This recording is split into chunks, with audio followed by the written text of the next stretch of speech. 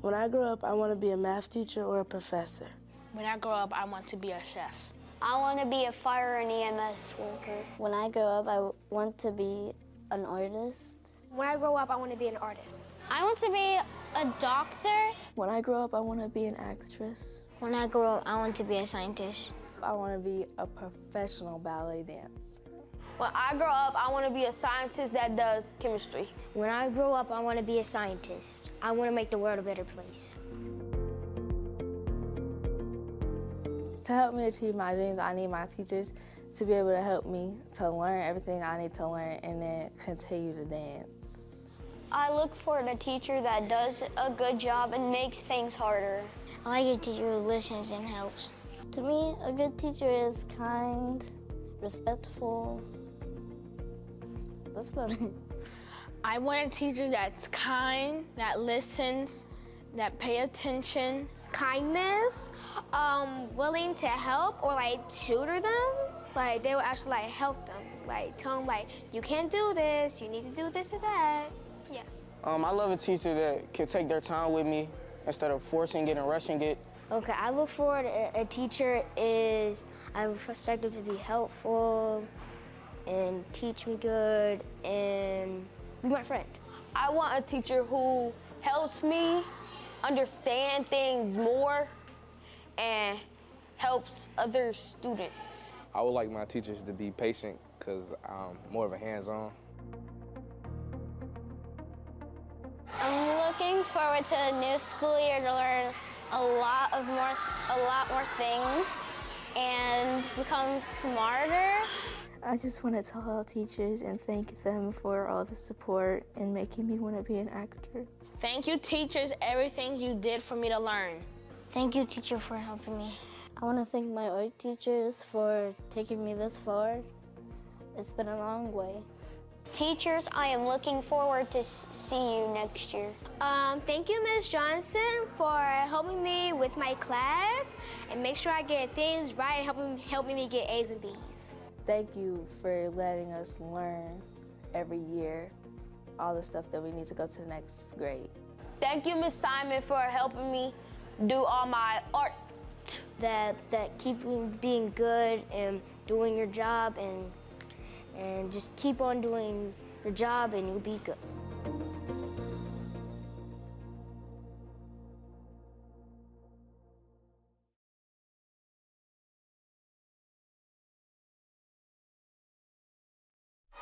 What time is it?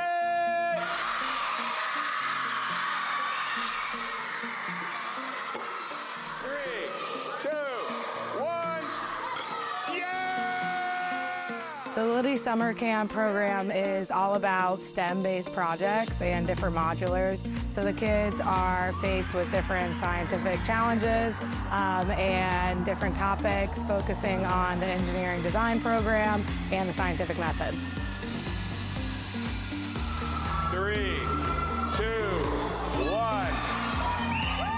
It's not like regular school, so that's what makes it engaging. The challenges that the kids have throughout the different modules also make it engaging as well. But it's more so, I'm coming, learning throughout the summer, but I'm having fun throughout the summer as well. I really like that they let you use your creativity and they kind of make you feel special.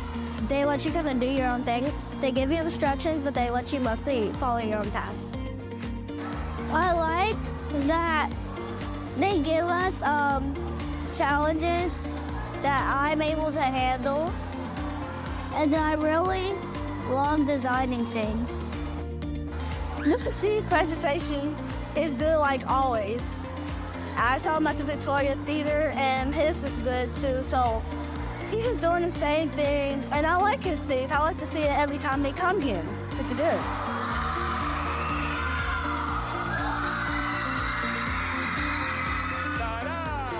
I like that it's fun. You learn a lot of stuff like science, math, reading, and like the science experiment we just did, it was really cool. parents or others may think, oh, it's summertime, so learning stops. Learning never stops. So as they continue to come to the program, you know, it's just enriching them and inspiring them to want to be inventors and inspiring them to continue to work with others and collab with others. So I do think that this program should continue to be going. That's why this is my 3rd year coming, because again, I'm having fun too with it. Today is just an example of what the conclusion looks like. The beginning of the journey in Dayton Public Schools starts in preschool, and we can take you from preschool all the way to this space here. This is a wonderful place to have your kids have confidence and faith in us that when it ends, it'll end with a positive note, like what you see on signing day with kids going on to do some great things. Purpose is to create energy and excitement around what kids are going to do next, to acknowledge whether or not they're going to be entrepreneurs, military, college, or if it's just going to go straight into the workforce. So it's to acknowledge that, hey, my time has come and I want to tell the world what I'm going to do. And to see kids signing to say this is where I'm going to finish the rest of my life or these are my goals, it's really important for us to come together and rally around kids. I see it as a big achievement and a celebratory thing for us seniors because, you know, it's the turning point into what we're about to go to next in life. So having that being celebrated for us is just definitely a great experience, and I love that for us. 5 of our 7 high schools are new principals, so they get a chance to talk about how important it is to have their first graduating class. As a former high school principal, there's nothing better than graduation, and now my first year as a superintendent, it's going to be really fun to have 7 graduations where you get a chance to say, welcome to the world. This was not your last stop. This is just the beginning. We're still a phone call, email, and text away as you go throughout your adult life. I'm from Dayton, Dayton kid, here as a superintendent, so we're here for you for a lifetime.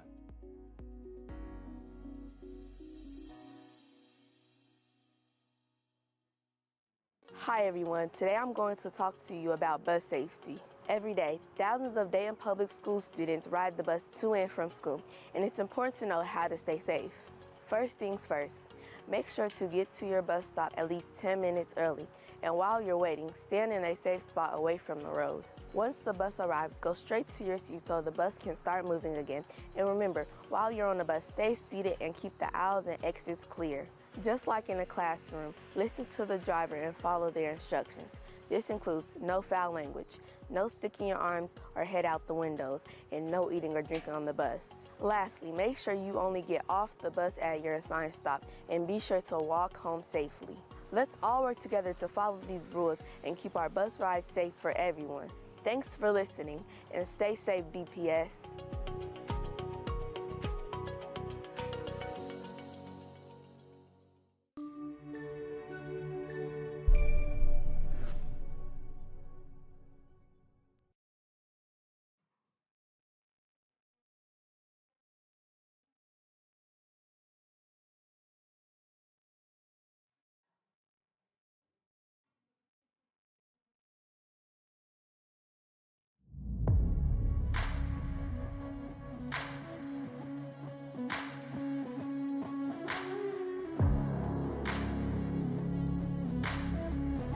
Tight ends right next to them.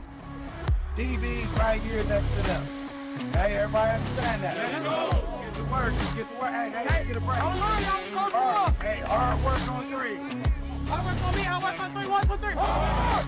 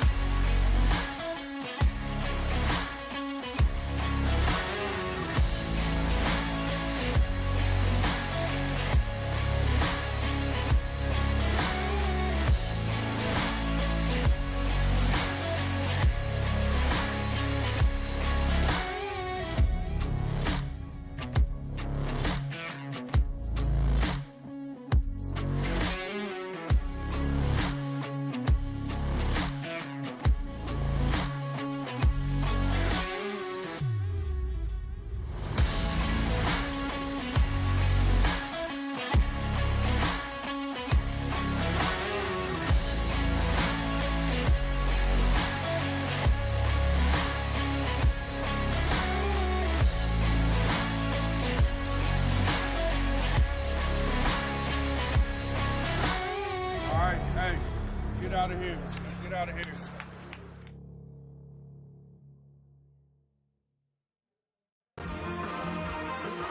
So today we're having an all-city arts festival, and we have lots of music today.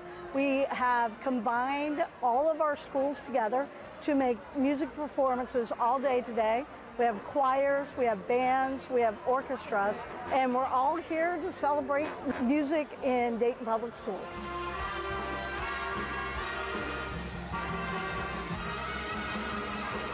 A lot of these students come from schools where maybe their ensemble, their band, or their choir is really, really small. And so it's scary to come out and perform in front of people anyway. And especially when you're used to just a little small group in your classroom, but they've been doing a great job. I think it's a great experience for them because we all know as adults that we have to go and do some things that maybe aren't in our comfort zones, but with this group of people, their peers, they feel a little bit safer, and hopefully after this experience, it'll kind of feed a fire and they'll want to do it more and more.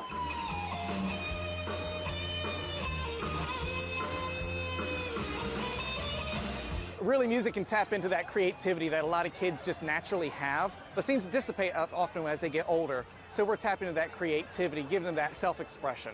So for a lot of our kids, this is their first opportunity to get up in front of people, especially in a venue this big, seeing that big smiles on their faces, especially at the end when they're coming off the stage, the excitement. And you know, this is a good opportunity for them to perform and show off for their families, their teachers, their classmates, and the greater Dayton community. I think Dayton Public Schools has a huge amount of talent in our district, and we're happy to be here showing that off today.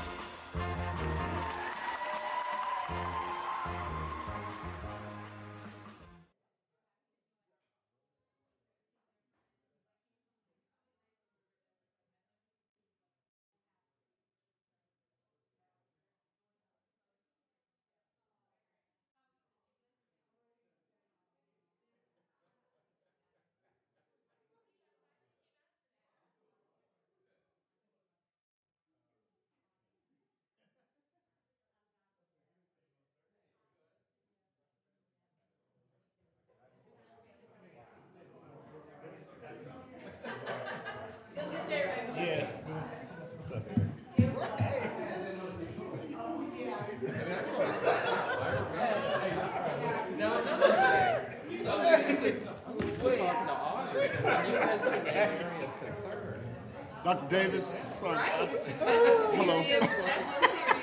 What's just going on? I was standing there. I meant to say something.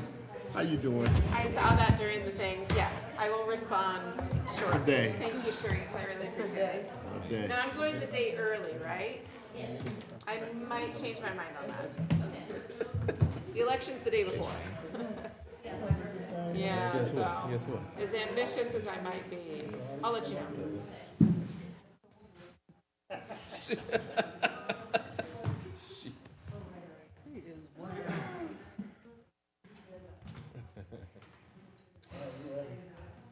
Don't tell me he's dead. Oh, we're waiting on Hewitt. Oh, man, see? The first time ever. We already started, Hewitt. Oh, crap. Okay. We got a federal program and everything. Who? You are. Y'all gonna stop voting on that. My answer is no. Chris. I respectfully decline. Hello, Samson. Oh, and he said it just like that. He did. Really I did. respectfully decline. All right, everybody up. What's up? I like the side part. Thank you.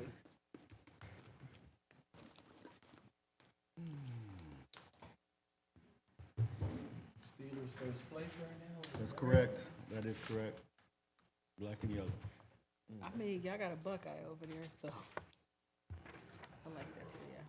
Are we ready, Madam Treasurer? Yes. All right. Good evening.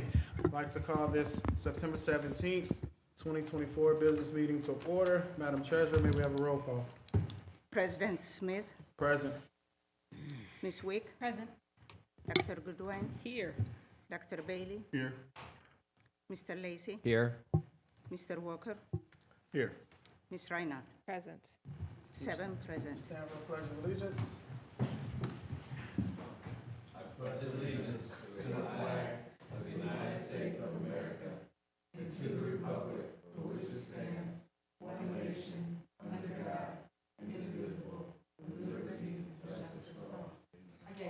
I gave you that. Back on track. It won't box there. All right, we'll start off first with hearing of the bargaining units. Do we have any bargaining units present to speak? I see none. So we will now move to hearing of the public. Madam Treasurer, do we have anyone registered to speak this evening? Yes. All right, I will say, real quickly, please limit your remarks to 3 minutes. When called upon, identify yourself, state your name and address, and then your reason for addressing the board. Address the board as a whole through the president and not board members individually. If you have any materials for distribution to the board, please hand to the treasurer. And it is inappropriate to address any matter involving pending disputes, grievances under a labor agreement, disciplinary action involving an employee or student, ongoing labor negotiations, concerns or matters that have already been settled, and or any matter which, because of its nature, is deemed appropriate to be discussed in executive session. Madam Treasurer, who do we have this evening? Lydia Nicholson.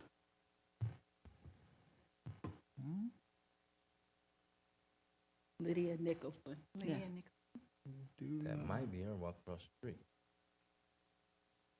Do we have anyone else? Yes. Okay. Bethany Ramsey. I think I see her here. I know. Good evening. Hi, good evening. It's Bethany Ramsey, 400 East 5th Street. Hi, everyone. Thank you for allowing me to be here and share some words. First and foremost, I want to thank Dr. Lawrence for relaunching the PTO quarterly meetings. We've been getting in touch with him, and I know we have a meeting next week at Rivers Edge. I really appreciate it. We're very excited about that. You may have seen me in the crowd. You might be wondering why I have a whole bag of popcorn over there and sitting, trying to distribute to people. Just a little backstory. I'm a part of a group of about 20 PTO leads, Title I parents, and engaged parents across the district that were brought together under Angela Worley to meet with the superintendent quarterly. And so I'm hoping we can bring that back, but we've actually continued our meetings to support each other across the district. And one of the things we talked about with each other is to have a really thriving PTO system, you really have to have fundraising. At Rivers Edge, where I'm a PTO board member myself, we have a popcorn machine. And other schools don't have that. And I know a lot of people talk sometimes about just the equitable nature of the district and is everything fair. And so I'm here to advocate and ask the board if you'd consider finding some funds to actually do a pilot popcorn program for at least 3 of our schools. We have 2 leads in our group who are willing and very active to run the popcorn machine. We actually do it Rivers Edge monthly, and we make an average of $500 a month, which really helps us to advocate for our schools. So we have Ruskin, E.J. Brown, and Edison. And so we'd love if the board would consider 3 machines, maybe finding a vendor source. We could help you research that. And so I think this would be a win for the entire district. I think it would be a really feel-good story for the district as well, working with the parents on this project. And again, there's so many parents already. I know I was told Horace Mann has a popcorn machine, and again, Rivers Edge is very active with it. So we'd be willing to train and support in any way we can. And so I really hope that you will consider this. It's a kind of silly, fun, good-humored idea, but it's actually very impactful. I think it's creative, and so I really hope you would consider working with us to make this happen and start this pilot program. And hopefully in the future, maybe every school in the district could have a popcorn machine that really helps the parent engagement. Thank you for your time. Thank you for my time. Thank you. Thank you for coming out. Appreciate that. Rainey Tingle. Who was that again, Madam Treasurer? Rainey Tingle. Ronnie Tingle. Ronnie Tingle. No, I don't see Miss Tingle here. Okay, Ms. Mr. Titus Mero.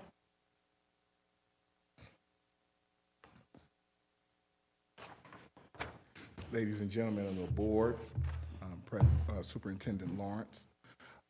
My name is Titus Morrow. Some of you guys know me, some of you don't. I used to be a Dayton Public Schools bus driver about 5 years ago, maybe, or so. I'm saying 2021, so about 4 years, 4.5 years. I want to commend you, Dr. Lawrence, for lifting the do not hire list. The drivers that are out here that have left the district or have been put out of the district, really appreciate that. But I want to say that there has to be a little bit more. The district that I am working in for now, good district, different things like that. But their wages are more than the wages coming back. In the contract, it does have an article where it says if you do have 5 or more years of CDL bus driving experience, you get moved to stepped up, and it's to step 3. And step 3 is at 23. I'm at $3.50 to $4 more than that. So the question is, why would I come back to this district for, lower wages? I'm in a different tax bracket, different things like that. So coming back would be a challenge. There's always been barriers to entry or coming back to the district that I'm a part of, that I grew up in. My address is right close to Welcome Stadium. Been here, graduate of Belmont High School. So, yeah. But one of the things we did at Belmont, we did fight. And yes, Kruger, we were the arch rivals. It was us. But the point that I'm trying to make here is that if you want, I've been a driver for 17 years. If you count RTA, 19, 20 years. Your top out is at 15. So you're trying to have me come from 20 years to level 3. We're gonna have to do better than that. So I just wanted to put that on you guys' mind. Yes, some of you have known me. I used to be a union president for ASME. So just wanted to thank you for your time and hope you understand where I'm coming from. And there's other drivers as well. Districts like Vandalia, they're at 30. And what they did, as well as other districts, is they asked you how many years of driving experience you have. You tell them, they sifted through, and they put it at a level. Some of those drivers that's went there, they're at more than 30. So probably have to step your game up a little bit. I don't know how to say that, any plainer, but if you want us to come back, you got to consider that. Yes, thank you. Appreciate you coming out, sir. Thank you. Madam Treasurer? That's it. That is it. Okay. Appreciate those that came out. Always look forward to hearing from those in the public. Moving on now to our superintendent. President Smith, my first recommendation, I recommend approval of the following administrative appointments. So moved. Second. It's been moved and seconded by Mr. Lacy. Are there any questions? That wasn't Lacy. That wasn't Mr. Lacy. Dr. Bailey. No, we just do it so much. Yes. Yeah, we look alike. I did. I moved that wrong. Mr. Bailey. Dr. Goodwin. I didn't have a question. I just wanted to thank whichever department got this accomplished. Either HR or Treasury for actually adding. It was both teamwork. For adding on the budgeted and the actual, so we as board members could actually know if we're going over and what that means to us. So I do appreciate you guys getting that done timely, since I made that request on Friday and it was done today. So thank you for that. I will echo that sentiment. Dr. Lawrence said, get more things done, work together. We try to Together. Work together. Another good one. We're going HBC versus PWI. We got it. We also have a rate from too, of what they were paid previously and went out. to Yes. and what they've been changed to. So I appreciate that. Any other questions, comments? Saying none, may we have a vote? President Smith, Yes. Ms. Wick, Yes. Dr. Goodwin, Yes. Dr. Bailey, Yes. Mr. Lacy, Yes. Mr. Walker, Yes. Ms. Reinhardt. Yes. 7 yeses. Dr. Lawrence? I recommend approval of the following certified appointments. So moved. Second. It's moved in second by Board Member Walker. Any questions? Seeing none, may we have a vote? President Smith, Yes. Ms. Wick, Yes. Dr. Goodwin, Yes. Dr. Bailey, Yes. Mr. Lacy, Yes. Mr. Walker, Yes. Ms. Reinhardt. Yes. 7 yeses. Dr. Lawrence? I recommend the approval of the following classified appointments. So moved. Second. Been moved and seconded by Mr. Lacy. Any questions? I Dr. Goodwin? actually have a request on the last one. Dr. Lawrence, on the last one, can you find out if that individual from going from long-term sub to a certified teacher, if they went through our program or anything like that? Yep. Sure can. LTS through our program. You got it. Can I ask, has information been sent to long-term subs regarding the program that we offer to become certified? I have to talk to Aaron Duffy about that. Can I call you or send it to the full board? Either. I'll do both. Yeah. Thank you. Any other questions? Seeing none, may we have a vote? President Smith, Yes. Ms. Wick, Yes. Dr. Goodwin, Yes. Dr. Bailey, Yes. Mr. Lacy, Yes. Mr. Walker, Yes. Ms. Reinhardt. Yes. 7 yeses. Dr. Lawrence? I recommend the approval of the following classified exempt appointments. So moved. Second. Moved can and I- seconded by Goodwin or? Goodwin. Dr. Goodwin. Got him a little quicker. Okay. Colonel White over third good. It's the same. Always. Any questions? Yes, can I take item D8 through 10 separate? Okay, D8 through 10 for a separate vote? Yes. Okay. Any other questions? Yes, on these ones here, can someone just explain why they don't have the budgeted and actual similar to the other ones? And Dr. Davis is on the move. then also kind of where we are with those ones. You do not have the budget and actual on this part. It was shared with me by the budgeting director that they do not have budget for sub-positions. So they don't track them the same way that they track our other positions. Okay. It is a dollar amount. So how will we know if we are under or over the dollar amount you're budgeting? If the dollar dwindles, it is over budget. Okay, can I request that Treasury, you guys start tracking these the same way that we track all of our positions? Not by position, by dollar we can track it. That's fine. So Yeah. then these have a not to exceed on our amounts or anything like that if you don't track them by actual positions?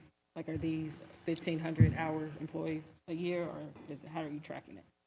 We don't track it. We track the dollar amount.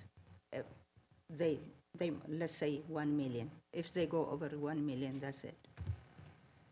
That doesn't seem effective though. Like how will we know from our side where they are if that's the way you guys track it and you're not tracking them? Like how many hours can these employees work a year? I have no idea. Okay. So can I put a request in for these positions for us to get some better metric in for us to be able to see on our side, again, where we are in the dollar amount that you guys are budgeting versus what we've spent so far? Yeah, we can give you the dollar amount every time they are up to this one from their budget. We can give you that.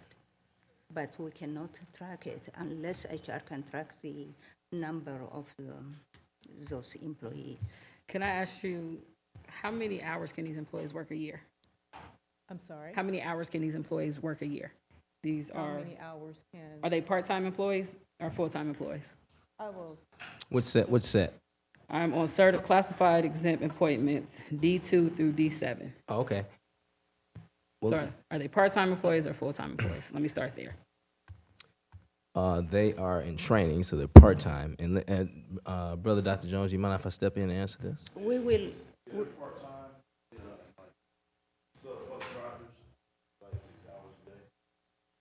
Okay, do we have a cap on how many hours they can have a year? Like, let's say they end up being a sub the entire year.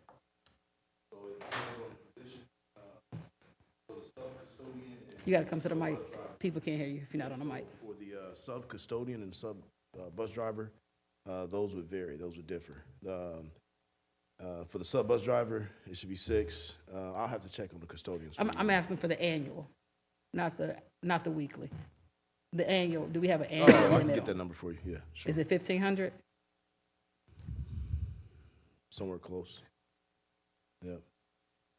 But we let me can do the come math. up in next meeting. Yeah. Let me do the math. Because at I'll what find point it. do they have to be considered full-timers? I get that for you. All right, so that's my question that I'm asking for you guys. Like, if they're part-time employees and the assumption of the amount of hours that you are projecting these individuals work, I'm asking that you guys tell us kind of if those hourly rates equate to what the budget is. So it for- doesn't exceed the budget. Correct. That has been set forth. Okay. Correct. So I'm asking that, like, that you all get together to formalize a way, because the method that's currently happening may be effective for the back end. But again, from a person who has to vote on these things, I like to know where on the budget line it falls in that piece. So that method doesn't work for the end user to see it on the dais. And we need a way to know on our side, are we making the decisions that's beyond our budget, or is it within our budget? Gotcha. For every financial decision that we make regarding employment status. Okay. Dr. Goodwin, I want to ask a point of clarification. Mhm. So these are sub-custodians and sub-bus drivers. And for instance, if we're budgeted for 130 full-time custodians and we only have 125, we make the assumption that these will one day be part of the 130. You're saying, hey, I want to see that. Correct. Okay, That's I got correct. you. I got you. Same thing for the bus drivers. If we budgeted for 127, the driver trainees, if we have 7 of them, that means we're at that limit if we assume that they're going to be one-time drivers, at some point drivers. Correct, because like Okay. on this one, I don't know if it's the sub-budget, I think it's the permanent drivers, we budgeted for 125, and the actual says we're at 129. Right. So at that point, I know we're over what we needed for, but, which is a little weird to me, because I still don't feel like we have enough in that area, but that's a whole nother bag to jump into. But that's the part of Correct. kind of the conversation I'm asking about. Sounds like a plan. That's clear. We will do that. Makes sense. All right, any other questions? Seeing none, let's have the initial vote minus which ones did you want? 8 through 10. 8 through 10, right? Yep. Okay, so this is from D1 to D7. May we have a vote? President Smith, Yes. Ms. Wick, yes. Dr. Goodwin, Yes. Dr. Bailey, Yes. Mr. Lacy, Yes. Mr. Walker, Yes. Ms. Reinhardt. Yes. 7 yeses. All right, now may we have Uh, go ahead, Walker, if you had any questions on it. Yeah, I'm just curious of why these adjuncts have an end date, but the 44 that we just approved for Stivers did not have an end date. Just trying to figure out how is this equitable to tell someone else, another building, they get one person. These are the ones we discussed in detail at the last meeting that were not included on any list that the administrative team have received regarding adjuncts at Belmont. They were only slated to have one. And so because these individuals had not been authorized to start, we put an end date on them of last Friday until we can come together as a team, as Dr. Lawrence has indicated, that we're going to meet with them and try to figure out what's going on with the adjuncts. So we put an end date to them once we found out that they had not been budgeted for, no one knew who they were, and then trying to figure out what the plan is moving forward. But, so the ones that we discussed last week, they were not budgeted, you all didn't receive any information for, but they have a start date with no end date. We received information from Mrs. Whips regarding them. They were all on the list from Mrs. Whips. These individuals were not. No one knew anything Okay. about these. So how many adjuncts are there currently in the district? I believe the information that was shared with you previously was 59. That number has not changed from my last recollection. Treasurer, Which one? for adjuncts? I don't remember. I'll jump in for you because you guys actually just sent it me. According to the email I received, I believe today is 67. 67 for a position that is budgeted for 44. And so out of that 67, currently 4 of those are at Belmont, and the other ones are at Stivers, but now we're eliminating 3 at Belmont to keep 1 at Belmont, and the other, what would be 66 at Stivers. I don't know So- if this 67 includes the 3 that's on here, though. I have no Yeah, idea. my request would be that these individuals do not come before the board vote and that conversation can be had, because again, a district that has a director of equity and that is looking at equity work, how is this equitable to do one building not like the others? You have another building that has a music program that also has asked for adjuncts and still have went nowhere, but we continue to make this same decision about one specific location. I have no issue with what Stivers has, but I want the district also to provide resources to all of our students of Dayton Public Schools. If we continue to take advantage of that opportunity, kids will continue to leave Dayton Public Schools. So, Mr. Walker, My recommendation would be to pull these. can I ask you a question before you? Absolutely. Because if you pull them and Madam Treasurer or Chief of HR, can you correct me, then we can't pay the individuals for the time that they already worked. Is that correct? Yeah, So have they been paid at all? I don't know. They I have not been can paid at check. all. Okay, so can I ask, instead of pulling it, can I amend your motion to pay them for the time worked, but to continue to explore if there's an opportunity for them in the district? Because I don't want them not to be paid. Absolutely. And so I'm fine with that. I think my question as a follow-up with that would be, when will they be paid if we vote on this tonight, seeing as though their last day on here was September 13th and it's now the 17th?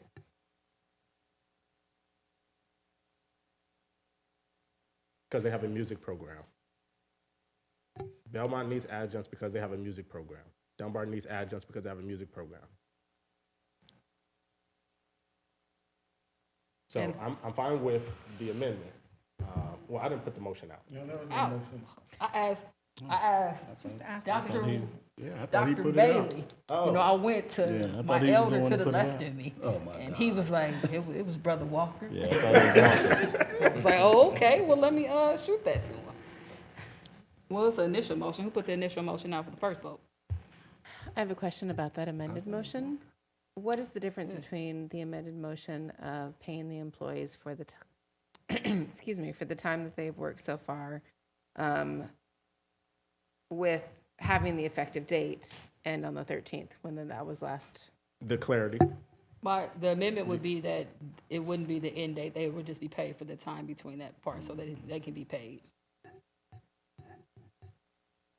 Okay. That was my intention. I'm still not clear on what the actual difference is.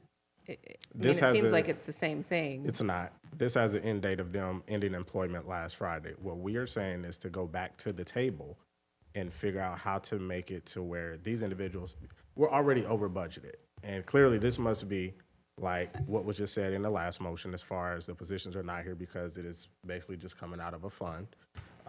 My request, and I think Dr. Goodwine, when she chimed in, what we said is for this to go back and have that discussion of how this can actually work still in the district instead of giving them this end date.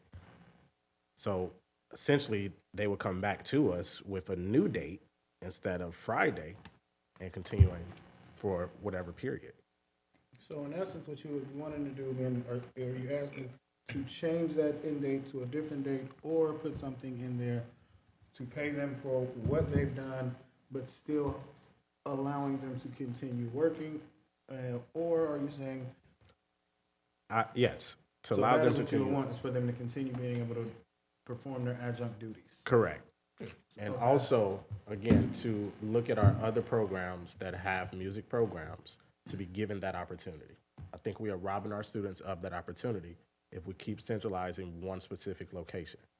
I agree on that. I talked about that last week and understanding that, not even just music. I just think in general, some of these programs, if we can find highly talented people that can help augment the education, I'm totally for it. And then I think also when we look at that budgeted piece around adjuncts, there's such a difference in there because if we're talking about budgeted for a certain number, that doesn't equate to what hours somebody might work. You know, we might have an adjunct that does not work the same hours as another one. So I think diving into that whole adjunct piece is needed. So I think where we are now, we're currently, because you put no motion out currently, Correct. right? So right now we're looking at, as it stands, we would be voting on them with this effective end date, but we would still need to have some kind of vote on them because that is what Madam Treasurer is saying, that she needs to pay them. Is that correct, Madam Treasurer? If I am going to pay them, I need the end date. Okay. Mr. President, So there you is a got Dave. motion on the floor, because this was, The motion to vote on. to vote on, yeah, that's what I'm what, saying. you I said mean, no he didn't- motion, Oh, yeah, no, you I meant he said. didn't put a separate motion. Yes, the motion we have is just to vote on what is currently here.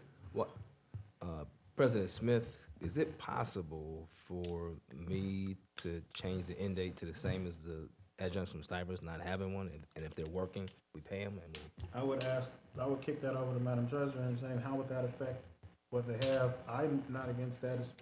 I feel like as long as they are able to be paid for the work they have done, and then we're able to look at this whole adjunct piece in totality and equity, I'm fine with it. But I would also kick that over to first Madam Treasurer, and then Mr. Walker, as he brought up the conversation. I have one more question too after Mr. Walker, Okay. same issue. Okay, Ahmed, We need you up here. do you know, You might have to bring your laptop too. Can I compound the question too while he's coming? So Yes, we ma'am. voted on 59 adjuncts last week, but there's 67 on our, where the other 8 at? Okay, I just pulled, that's what I was doing. So I have 70 in the system. Now, some of those in the system might not be here. They're just showing up in the system as active, but they might not be here. So I have Stivers, most of them. I have international school also. I have How many does International have? one at international. Okay. And then I have Belmont with, give me 1 second, 4 of them. And how many is at Stivers? Should be 50. Stivers has 65. 65. Okay, let me do that math again. You said Cyrus has 65, and you have Belmont has 4. Belmont has 4, so that's International 69. has 1. So we're at 70. 70? Yeah, we But are you 70. said all of them may not be there. All of them might not be Yes. there. If they're active in the system, it shows up on my report. So how do we determine if they're active? Well, Right, why do y'all have we don't inactive pay them people in until your we get a report? timesheet for them. No, that was the whole conversation from last. Back to week. that again. Or Don't TNH. make sense. Time, Okay. So how long does it take for you guys to figure out who actually works here and who is just still on our rosters? so Until they get that timesheet, technically. That's Well- an ineffective system, guys. I mean, say that question again. That's a good one. How long does it take to figure out who actually is working here versus who is just still active in our system? So the 70 are working here. The active is the timesheet, and then we brought all the principals together on Monday. The treasurer and I worked together, and so did the business manager. He sent his whole operations team to go through the business plus rousters from Treasury, which are really the only rousters that matter. We've been operating for years in this district on spreadsheets. Nothing else matters with business plus. So we said, how do we get that right? Bring the principals, operations together, and then, so we know who's here in the district now, but from an adjunct perspective, we don't know until that they turn in the sheet. And we need to fix it, and we're going to. Yeah, we have the sheets from the principals, so once we update it, it will take some time. So then we should have an accurate count of every school building. Okay. One more question for you. So we're still 26? Actually, yeah, we're still over. So last week I asked about where would that funding come from for the overages that we have? I've made a couple of suggestions in our meetings. Would you like for me to talk about them publicly? Yes.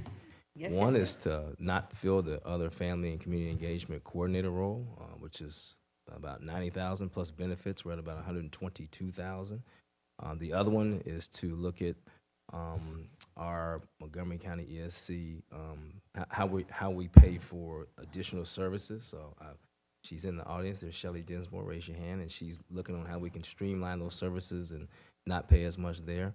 And I'm looking at Associate Superintendent Minor, who's shaking her head, who's looking at where we can make some, I don't want to use, that's an ugly word, not cuts, where we use some revisions on the academic side. So that's a process, Dr. Gutwein, and we're involved in it. Okay, thank you. All right.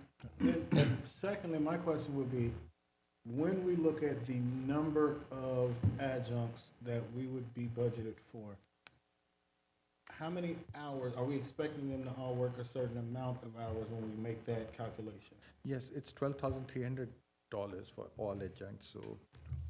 How much? They are at $20, and give me 1 second. 400. While I'm amidst doing that, it usually takes me 5 seconds, I want to say, President Smith, that I think your question is, we budget them off of that amount, but they don't all work that amount. Yeah, right. 600 hours, so the budget is for 600 hours for each adjunct. 600 hours for each one? Yeah, but I don't think most of them. And most of them didn't do, so that's my question is, so we're budgeting, we create a number based off of them working 600 hours, but then we know that most of them do not work that 600 hours. So is it wise for us to create a number or hours? Which would be the best way when we're looking at that? So then we're not looking saying, hey, we have 50 and we budgeted for 46, but 30 of that 46 are working between 300 and 400 hours. So then we have another 200 hours for every 20-something people that we are. So you know what I mean? Like, how do we clean that up to where we're looking at the dollar effect instead of just the person? Yeah, I think it's hard to budget for a position, by a position when right. It's random. Like someone might be 5 hours, someone might be 15 hours, some might be 10 hours. So Correct. I think at Treasury we look at the total dollar amount. So as long as we're within that dollar amount. And that's my thought too. Yeah. I think that's what we should look at on that, is not looking at the number of adjuncts, but looking how are we making sure that we're in that dollar parameter. It's the total dollar amount. But to Dr. Goodwine's question, I think what we can do, and the Finance Committee can take this up, is we have percentage of dollars spent based on the percentage of school year that's gone by. Right. So what are the percentage of adjunct dollars based on 3 months, 6 months, 9 months? So we can certainly talk about that in finance for sure. I love it. I love it when you give Mr. Lacy work. No doubt, no doubt. Well, he wrote me the note and told me to say it. Lacey over here moving, you know how to do it. Yeah, he wrote me a note. Any other Say this, questions for Brother Ahmed while he's up? Again, this goes back to the buildings that have programs but do not have adjuncts. Okay. So, I know. Is it for Ahmed? No. It's for one of them. I think that Amit, he's out. Teamwork, Amit. You're off the hook for that one. That's an academic one. I can say that we echo your sentiments. You and all the board members that talk about that, and you're not saying. And I want to repeat what you said. You're not saying I want less for Cybers. You're saying I want more for other places. Absolutely. And given that we've now got some clarity now on, hey, we have an adjunct budget. Where are we in relation to how much we're spending? Then let's track that and see where it tracks for the year, and let's bring more adjuncts in to provide more supports. So I support that, and also changing the end date here. Appreciate it. I think that's all I had. Yep. VP Wick? Thank you. Thanks for this information and discussion. I think it's important for our community, as our folks are watching, to understand, and again, repeating what Superintendent Lawrence just said and what Board Member Walker said. This isn't about wanting to take away something from one community who clearly is somewhat of an outlier in our district. Being an arts magnet, it has created a model that we have not used across the district. I think what you're hearing is you have more board members and more support around creating more models like that. But then from a financial perspective, because it is our responsibility to make sure that the district is financially sound, how do we get there? So these conversations create a lot of speculation around, oh my God, we're getting rid of all the adjuncts at Stivers, and this is what's happening. And I just want to let our community know that is not what is happening here. So these are discussions, and these are important discussions, and we invite you all to be a part of those discussions. But please rest assured that dismantling programs that are extremely functional is not the intention of this board. So thank you for that. Any other questions, comments? You have something, you look like you had something, Walker? I shook my head no. Okay, just one. I got one. Got a good one. So it would be Board Member Lacy, because that's who made the motion for us to make a friendly amendment. I would amend it to end May 23rd. Whatever the other adjuncts date are. I don't know what their date is. To mirror what we did last week, if that's the date. Yeah, they didn't have an end date. That's what's it. Yeah, so we would take off the end date, right? If it allows, I would check it. What do you need, Madam Treasurer? For them to be paid? Your approval and signed hours by the supervisors. That's all? That's End all. date doesn't matter?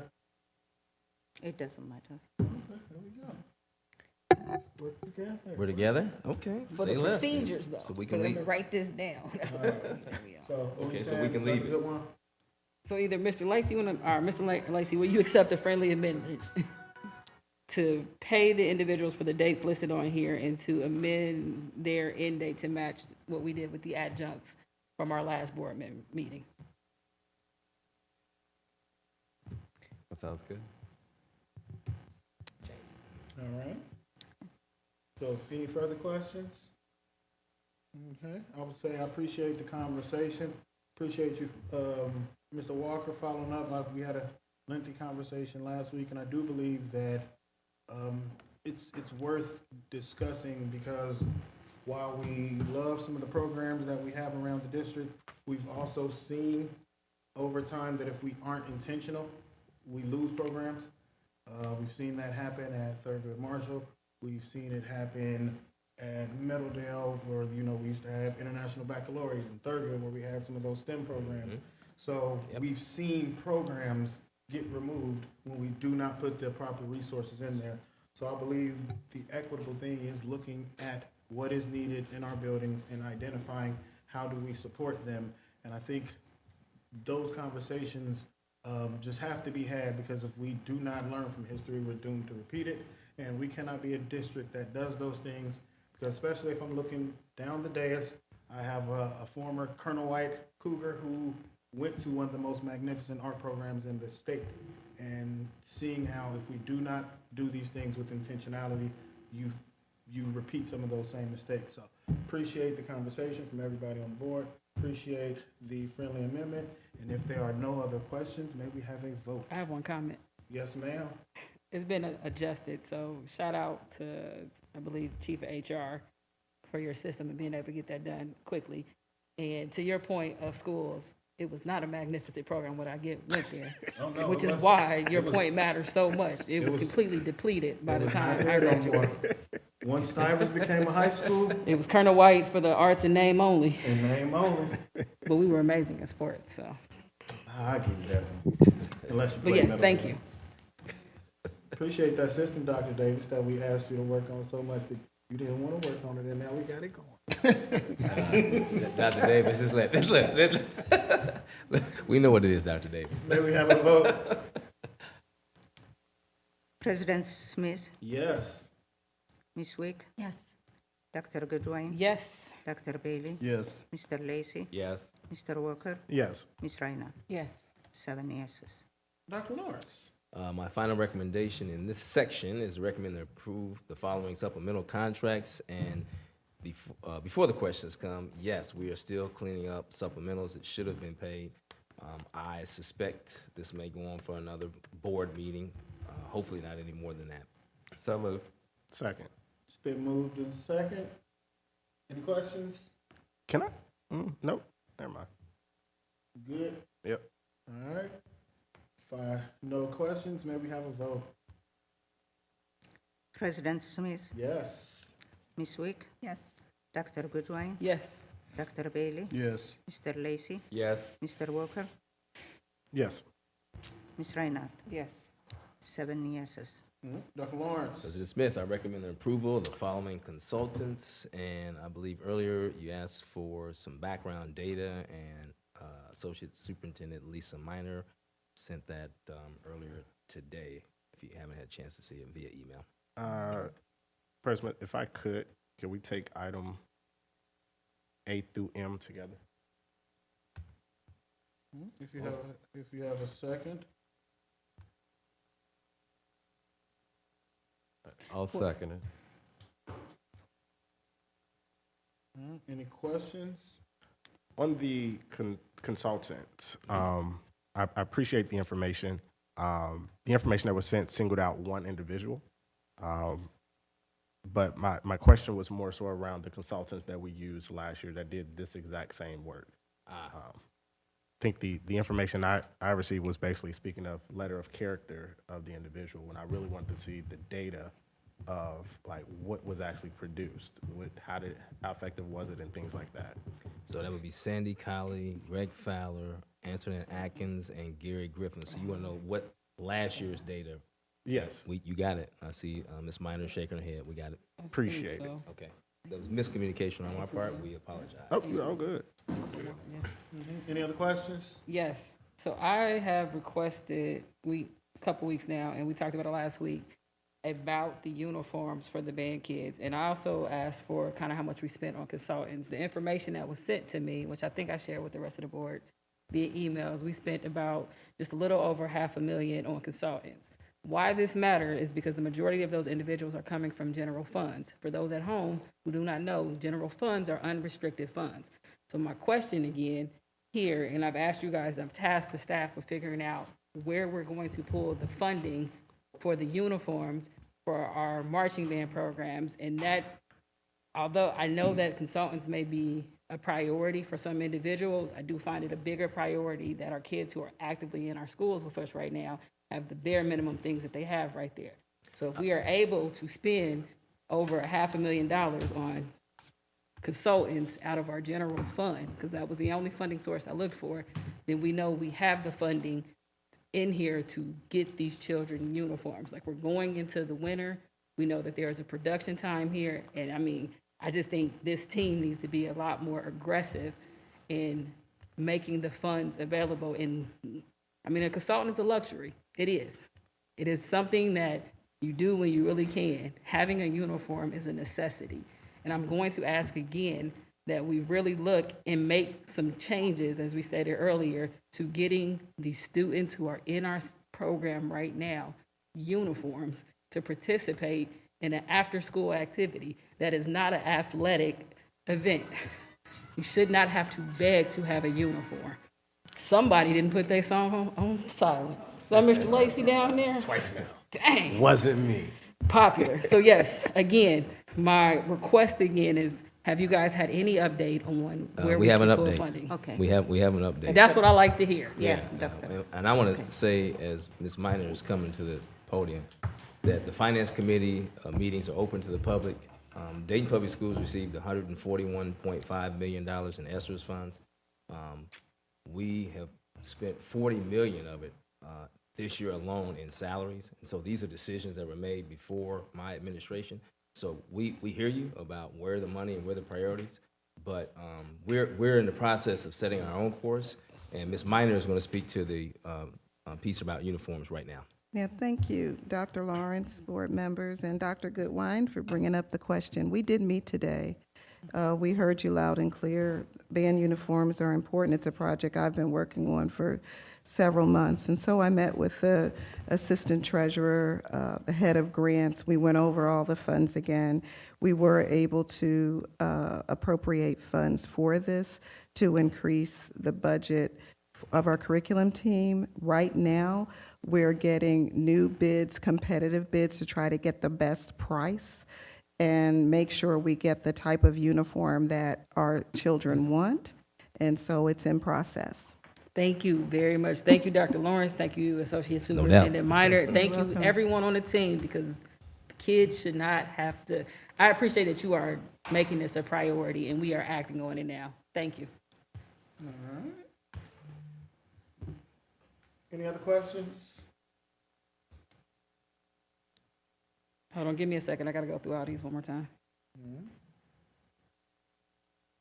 Yeah, 'cause this includes contract. Correct. Yes. So yeah, just pause for 1 second.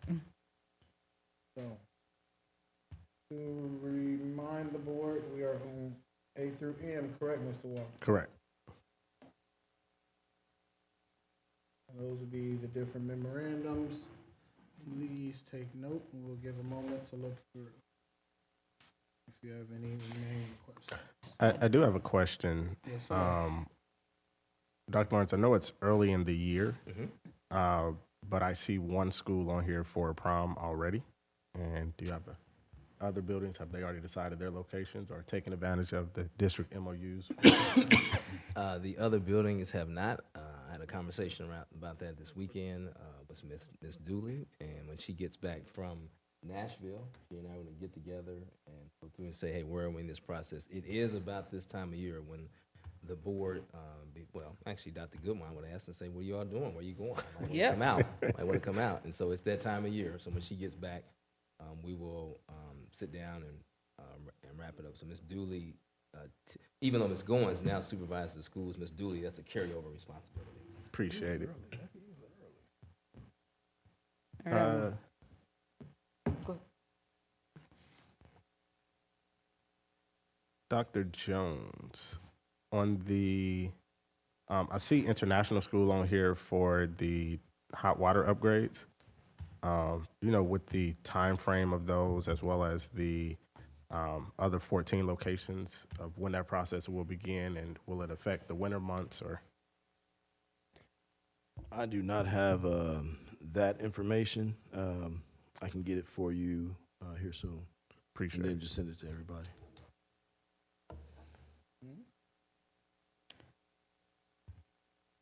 Got a couple down here. Dr. Goodwine? Okay.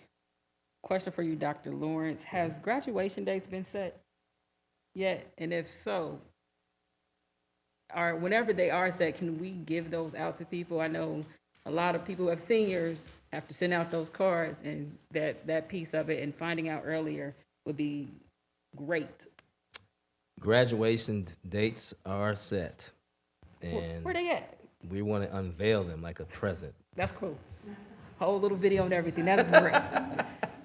I want it to be dramatic and everything. Yeah, how about that? But seriously, are they set? Seriously, I think Miss Dooley, when she was the lead in building the calendar for this year, and I know for sure I heard her kicking around this idea of let's get it out the way. So I will get with her when she gets back. I'm almost positive that she's dealt with the high school principals and the dates are set. So I'll get back with you. Actually, can they be put on the website of the individual schools too? You mean the awesome new website we have? That's correct. That one, for sure. I have one more question that I believe falls under Chief Dooley. The program of studies, we haven't approved one in like 2 years. No, we have not. That is usually due in February, and we will, I can assure you, it's on TV, right? That we will approve one in February or sooner, because we're attempting to do something unheard of in the annals of Dayton Public Schools. That's make sure all high school students have their schedules before they walk out the door in May. So seniors graduate, juniors, sophomores, incoming freshmen, or rising all three have their schedules. And in order for us to do that, we have to get the program of study done early and all pathways in and set. So we're aggressively trying to get that done so that schedule previews are not the first time you see your schedule 2 weeks before school, which is a good thing. Brings us all together.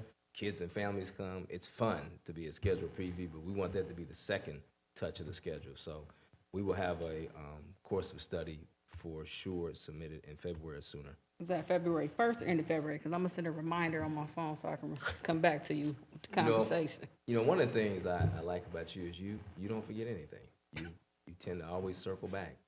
And let us just say before February is over, that gives me until the March meeting. Okay. How about that, Dr. Goodwine? You must not be Dr. Goodwine's friend. She forget a lot of stuff. Oh, she does. There you go. Hey, There not when you it comes go. to us. Not when it comes to us. She's got to, Second question, or another question for you guys. Can someone just talk a little bit about the poverty simulation and who that is open to, who can attend it, what it's doing? That's a 2-day contract I see on here. For sure. I see Associate Superintendent Minor moving. Okay, the poverty simulation is a program that our state and federal grants department, LaShawn Graham and her team will be leading us on. It brings together, it will be actually up to 100 people. We needed 40 volunteers to go through the poverty simulation. Our goal is to make sure we address any biases and are culturally responsive in our communication with all families and community members. So they'll bring people together, put them through an actual poverty simulation so they can experience it. That's day one. Day two is an intensive training session. When we finish the 2 days, we'll have a team equipped and certified to do poverty simulations with every employee, from new hires to those that are existing, so we can make sure we're receiving and servicing the community in a very equitable and fair manner. Okay, so this is directed to our staff to go through. Our staff, and we're bringing our community partners in, and anyone that works with our children, we're bringing, it'll be staff members and community members that are already embedded into the district. Okay, can I request that after you guys go through this one, if we could just get like a small presentation on it, just so people can also see what it is who aren't a part of the DPS staff or community partners? Yes, We would definitely. love to do that. Also, we have spots for board members if you like. Yeah, I got the Like email. I was like, what is Yeah. it? What's up? We know what's up. You're we welcome got to, spots. we'd Want to love know what for it was? you to attend. We needed a minimum of 40. We have 100 people, but the more the merrier. Ms. What Minor, I would heard you? is Ms. Minor said we can't go because they got. Exactly. No, No, no, no, no. you can come. That was over capacity. Yeah, I didn't say that. Not only did my We'll partner make not us- say that, we have a special spot for She a said, special board I member. mean, we already got 100, so. No, but you can come. We can Y'all always wanna take come. more. Y'all should Ms. RSVP. Minor, no, we already have signs and initials, CG, Yes. I respect that. EW, Ms. Minor? KW. I'll wait till. We already have signs Okay. ready to go. I don't need They extra are- triggers You for sure? that. You sure? Okay. Appreciate it. Any other questions for? Yeah, with the youth literacy partnership, this is, once they sign it, it's through the school year and summer. And exactly what Yes. does that look like? The Youth Literacy Partnership, ma'am. Mother Bruner will be training those teams to work with our students to make sure we have consistency across the board. With having so many, and we value them, external partners, we need to make sure everyone's training is aligned and follows our science of reading and all of those recommendations. So So, is this working with the students and their parents and stuff too? yeah, there will be parent engagement events as well to make sure they understand how to work with their students as well. Okay, thank you. I have one more. On the, so we're still using the MAP program and data from that? Yes. Can I request a copy of what we did last year on it? I didn't attend the board retreat, so they may have gotten it there when I did it, but I would definitely would like to see the data from the last school year. Like trend data on our map progress or map scores, yes. Correct. I can send you what I've gotten in the past, and you guys can send it back to me in that way. That would be Okay, great. that's I fine. would greatly forward that to you. Any other questions? Not on these, but can I just have an update on how Elevate K-12 is going? That was one that we. I'm glad, just a softball. You have at it, Ms. Minor. Yeah, it's actually going extremely well. We'd love for you to come visit. Dr. Lawrence and I are in the buildings every Wednesday, so we get to walk through and see it in action. Excellent coaches that are in the classroom. We've actually seen the teachers on the video, and I think it's going well because remember, we piloted it through the summer. So we were able to see our little ones learn Spanish through the Elevate K-12, and we've got our math classes going up and running in our high schools where we needed certified teachers. We've got the coaches in the classroom working with the students as well as the teacher on the video screen. So it's going well. We were asked to be a host for Columbus City Schools because now they're looking into it and they're wanting to come and kind of mirror off of what we've done. So we're working with the company on whenever that might be. And we really appreciate you asking that, Board Member Walker, because it's been a lot of fun. There's a teacher shortage nationwide.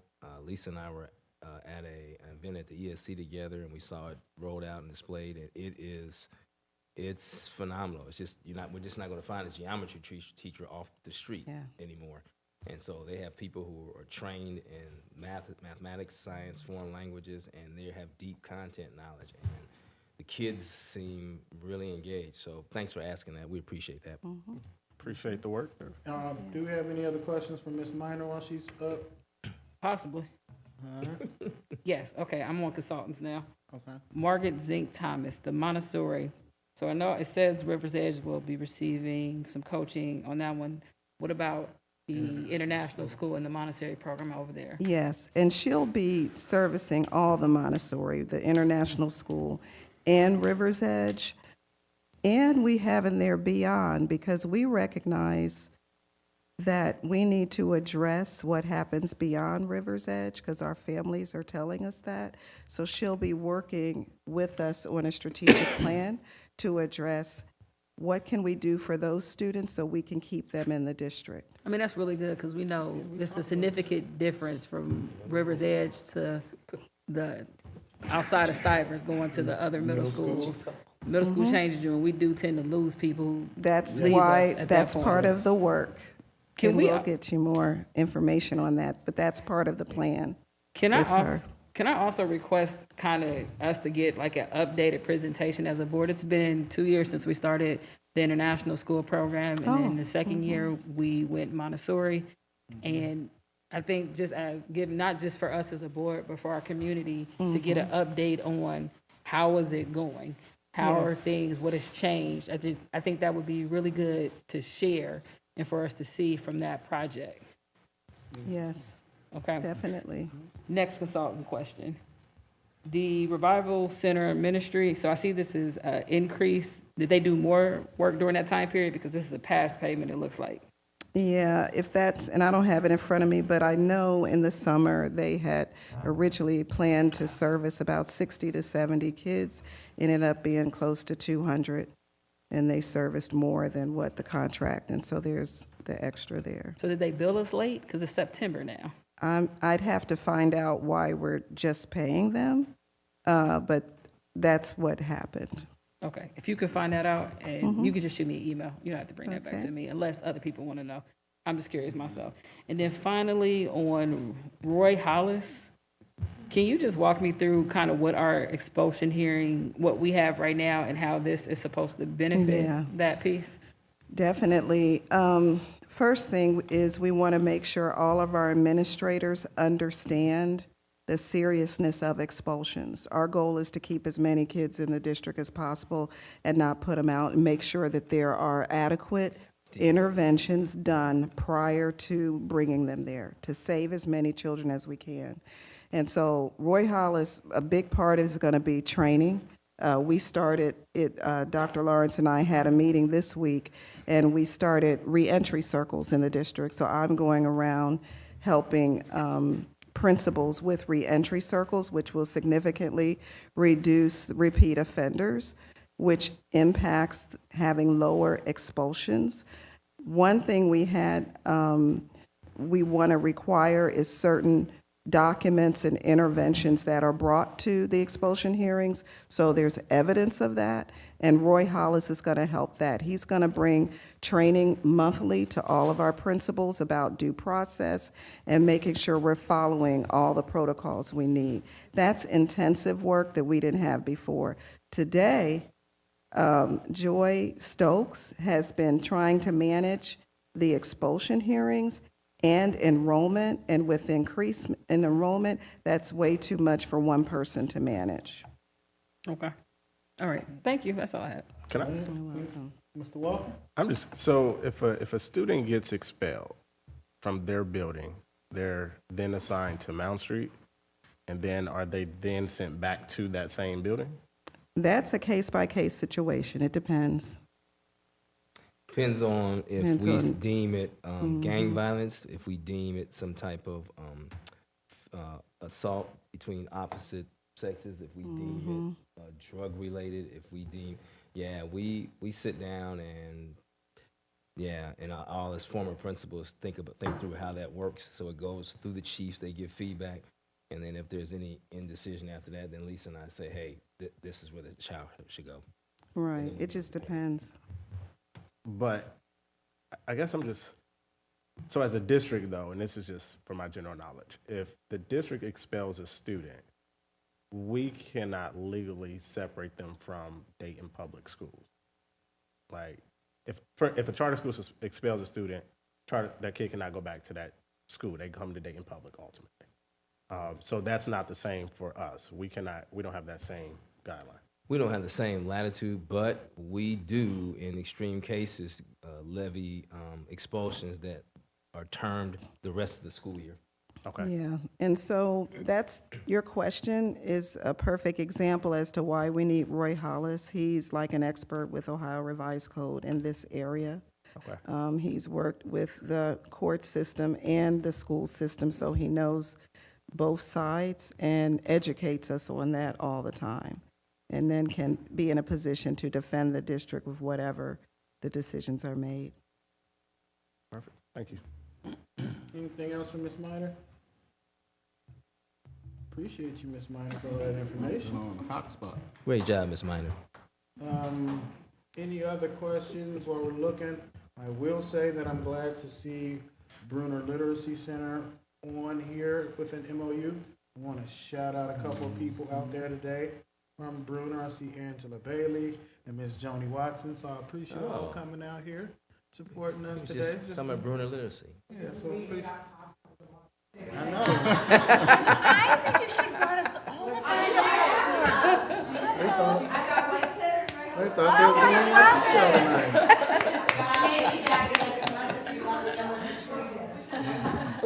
See, Dr. Lawrence, they thought it was a different school board. They thought did. They was They coming did. to watch They a show should watch the show. tonight. Not us. Running smooth, President Smith. So, any other questions? I'm about to gavel now. About to gavel. Yeah, gotta give it to him, give it to him. So, bringing us back, any other questions on A through M? Any other? Going once?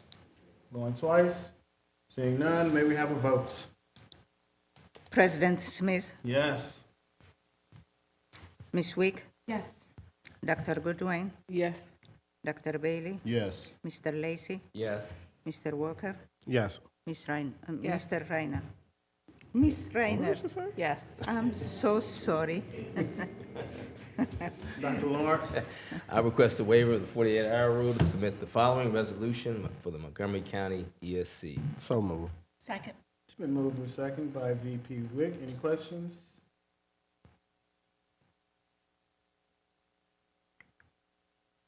I'll give one extra moment. This is It's just just the the 48 48 hour. No There is no questions? 48. May we have a vote? Go down. Okay.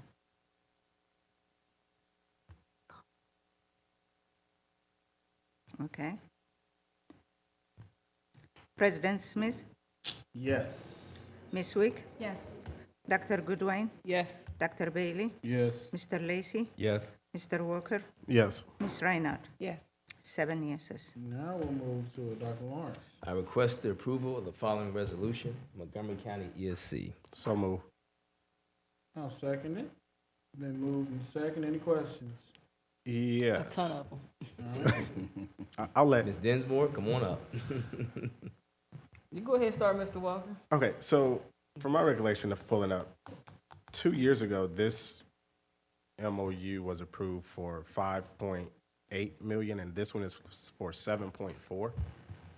So I'm just curious of the increase, and also like some of these items that are listed, we have those positions here.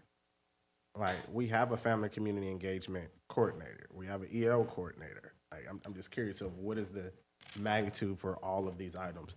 One of them says a PR coordinator. We have a PR staff of 4.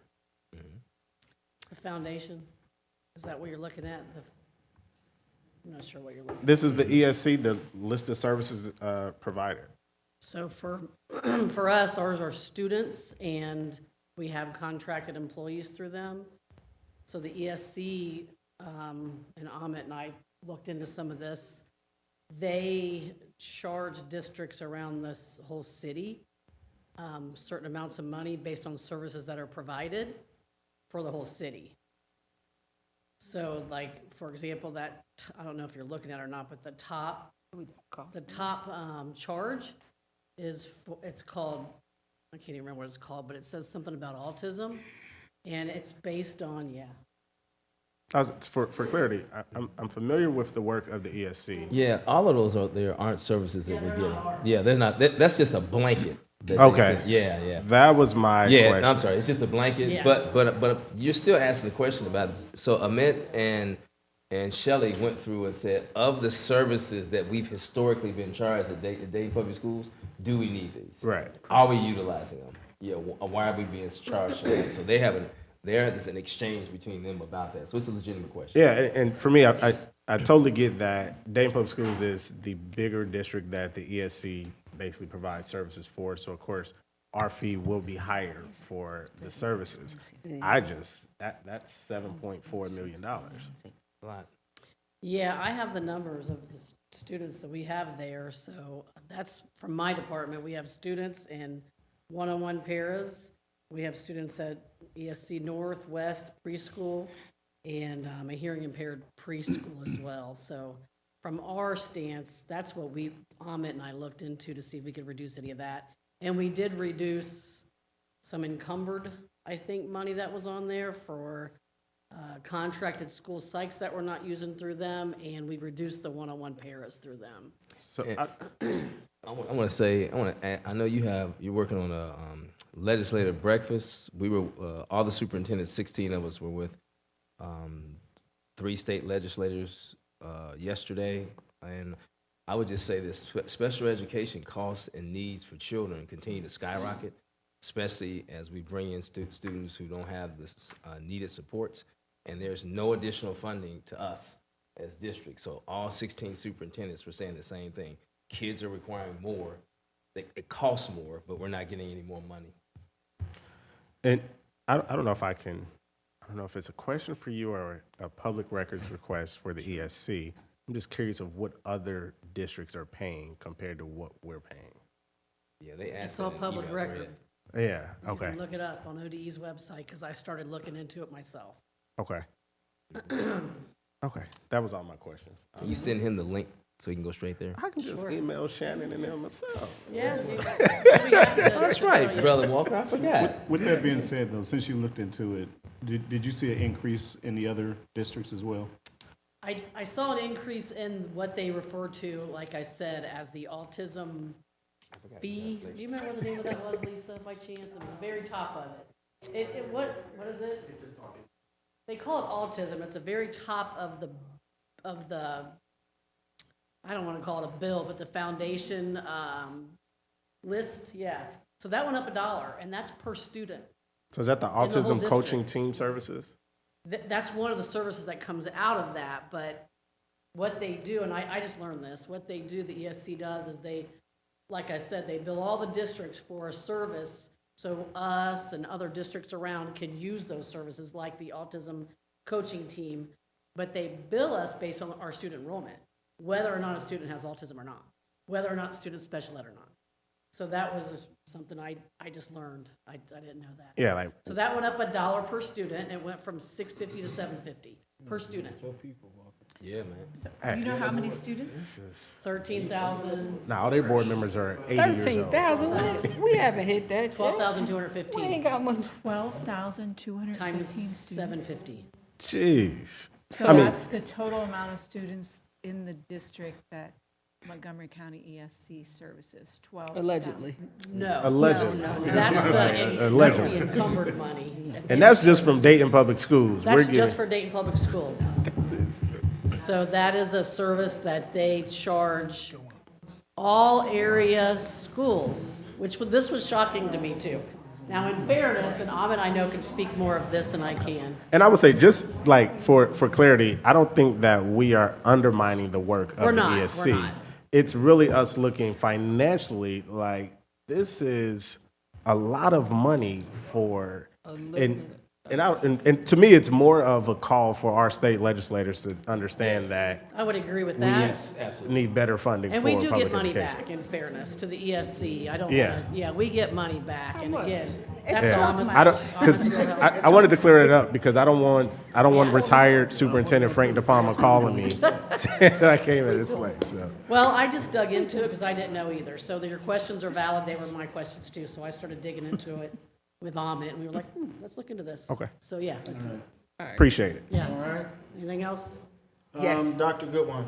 Yeah, how much money do we get back? Well, if Give me a I think ballpark. 7.4 we million. got back quite a bit last year. Do you know the number? Maybe You 100. gotta ask the money man. Maybe 100,000. What? 100,000? Oh, I Yeah. thought it was more than that. No. Okay. No. Second I don't- question. I stay out of the money. Are we currently getting service for them as of today? Say it again. Are we currently getting services for them as of today? Because this contract is dated July 1st and today is September Yes. 17th. So Yes, is Yes, this they- backdating? yes, yeah, We we, are yes, 100% we getting 100% getting services services for from the them. ESC, yes. They They will- provide us good services, I will say that. They will take it from our foundation. Amit, do you know how much we paid last year? Sorry, Dr. Goodwin. I thought it was. Ms. Reinhardt? Yes. 6 yeses, 1 no. President Smith, that concludes my recommendations. Thank you, Dr. Lawrence. Appreciate you, sir. Madam Treasurer.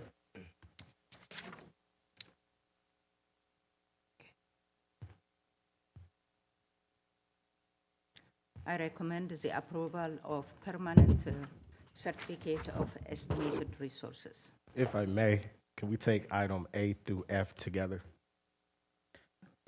I'd like the motion to take item A through F together. Can I make a friendly amendment, and make it A through D, kind of like E by itself? She can still say them. It just messes up. the flow. A through D, I'll accept that friendly amendment. Okay. Actually, can we do A through D and F and leave E as separate? I'll second it. There we go. A through D and F. A is not a motion? Oh, it's a resolution on there. No, it's just, that's for just a discussion. The next one will be action. So See, B y'all through doing D too and much. F? Y'all doing too much. It sounds like they just need to be separate. No, Can we do separate? Treasurer has requested that they be done separately. it's a motion in a second. Okay, I'd like to pull resolution permanent certificate of estimated resources to be voted on separate. I'd like to pull certificate of estimated resources to be voted on separately. I would like to pull appropriation measures for fiscal year 2025 to be voted on separate. I'd like to pull permitted appropriations for fiscal year 25.4 to be voted on separately. I'd like to pull permitted improvement fund transfer to be voted on separately. I like to pull monthly financials to be voted on separately. I like to pull, I don't think you had E in there, and I like to pull purchase requisitions to be voted on separately. There you go, Madam Treasurer. Okay. Let us go, Madam Treasurer. Okay. Okay. President Smith? Are we on B, Madam Treasurer? No, we're on the resolution in A. Oh, okay. Yes. Okay. I recommend the approval of estimated resources as reviewed last week. All right.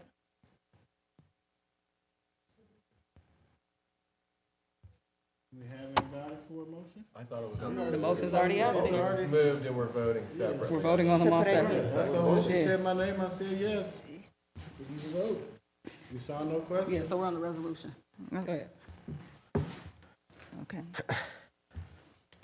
Are there any questions? Okay. President Smith? Yes. Ms. Wick? Yes. Dr. Goodwin? Yes. Dr. Bailey? Yes. Mr. Lacy? Yes. Mr. Walker? Yes. Ms. Reinhardt? Yes. 7 yeses. Madam Treasurer? Okay, now to A on the resolutions. No, no, that one was the resolution. Resolution. Okay. No, we're voting on each one separate, right? We've already did the motion in a Now second. I am, Yeah, so the first one we just did was, because the motion was for all of these. and Yes. Since you asked me, I Now put them I- all off. So you yes. just did that one. That one, this yes, one. oh, yeah, that's what. Okay. I recommend the approval of permanent appropriation. And this one, as reviewed last week, but we added for the uniforms $250,000 into general fund, special cost center of board. That's the only update we included from last week, $250,000. All right. We have a motion? It's already on the floor. Yeah. It's just a vote. No, that's all right, we voting on myself. But I do want to say thank you Superintendent and Madam Treasurer for figuring that out, because not only did you guys give more than we had in the past, I feel like you've given enough to actually cover what we need, so we don't have to talk about this a couple months from now. So thank you for figuring that out for our students. You're welcome. Any other questions, comments? And now, may we have a vote? President Smith, Yes. Ms. Wick, Yes. Dr. Goodwin, Yes. Mr. Bailey, Yes. Dr. Bailey, Mr. Lacy, Yes. Mr. Walker, Yes. Ms. Reinhardt. Yes. 7 yeses. That's okay. Okay. I recommend the approval of interfund transfer as reviewed last week. All right, any questions? Who? The same motion. The May same. we have a vote? Okay. Yeah. Okay. President Smith, Yes. Ms. Wick, Yes. Dr. Goodwin, Yes. Dr. Bailey, Yes. Mr. Lacy, Yes. Mr. Walker, Yes. Ms. Reinhardt. Yes. 7 yeses. All right. I recommend the approval of financial statements for August as reviewed last Thursday. Any questions? Seeing none, may we have a vote? President Smith, Yes. Ms. Wick, Yes. Dr. Goodwin, Yes. Dr. Bailey, Yes. Mr. Lacy, Yes. Mr. Walker, Yes. Ms. Reinhardt. Yes. 7 yeses. All right, Madam Treasurer? I recommend the approval of donations as reviewed last week. All right, do we have a motion? Yes. Was not in your doubt. Actually, we should have skipped that Second. one. All right, it's been. Hold on, pause, guys. Okay. Because didn't he do A through F, but you took D out? No, I'm saying that's why he did not put E in, Oh, so so we you have didn't to put have E a in? motion Okay. before E. Yeah. So, it has been moved and seconded. Do we have any questions? I got a comment. All right, Shout out to Reginald Walker, class of 82, Middledale High School, for providing the pregame meals. If anyone else wants to, mirror that at any of our schools, the door is open. Please do that. Definitely appreciate people for putting into the schools and helping out. appreciate everyone for their donations. Always well received, and always needed. Madam Treasurer, may we have a vote? President Smith, Yes. Ms. Wick, Yes. Dr. Goodwin, Yes. Dr. Bailey, Yes. Mr. Lacy, Yes. Mr. Walker, Yes. Ms. Reinhardt. Yes. 7 yeses. I recommend the approval of purchase requisitions as reviewed last week. Any questions? Yes, President Smith, can I pull X-Tech for separate vote? Okay. Any other questions?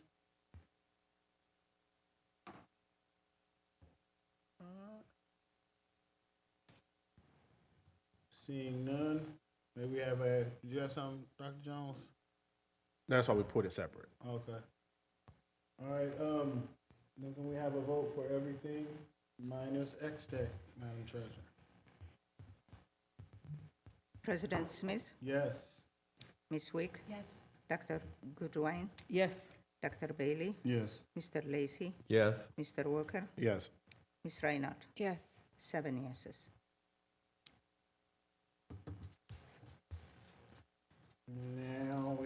X-Tech. Any questions on X-Tech?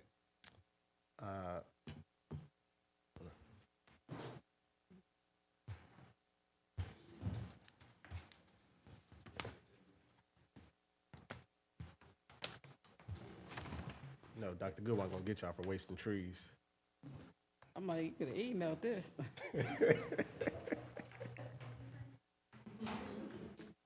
Thank you.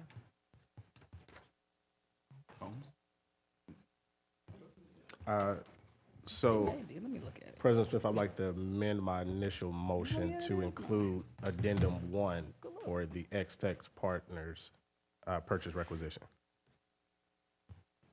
Okay, we have a second. What, you got a motion and a motion? No, I What did you say? amended my motion to include addendum 1.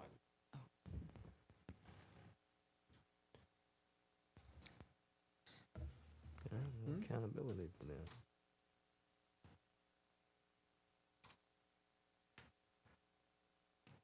And this is just in reference to quality of work, response time. They are in the process of upgrading our cameras and everything, but we want to hold them accountable to make sure that they are responding to the needs of the district, essentially. Can I ask a question? In the purchase rec, is there like a contract or something in here? Is there a price that's changing from what we're approving? So, No. not currently, this is a year-to-year contract, they just renew every year. So I- what we want to do is add this to it. I want to understand how this relates to us approving the dollar amount, though. That's the connection I'm trying to make. I don't disagree with y'all doing those things, but we're not approving a contract right now. We're approving a purchase requisition. Put the contract in there. So are you just giving us extra information to know? Yes, extra information that we have the legal team, Frost Brown Todd, working on adding to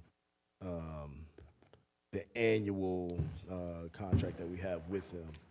So this isn't actually related to what we're doing right now, like what we're actually approving. We're just approving a purchase requisition. We're not approving a contract or anything like that. Well, this will be added in Business Plus to the nature of the work that they conduct. I understand that. Completely agree with everything you're saying. I'm just saying we aren't doing that actually in business for us Okay. right now. Got you, yep. Because we just approving that you can spend $271,478 with With this that, company. yes, yes. Okay.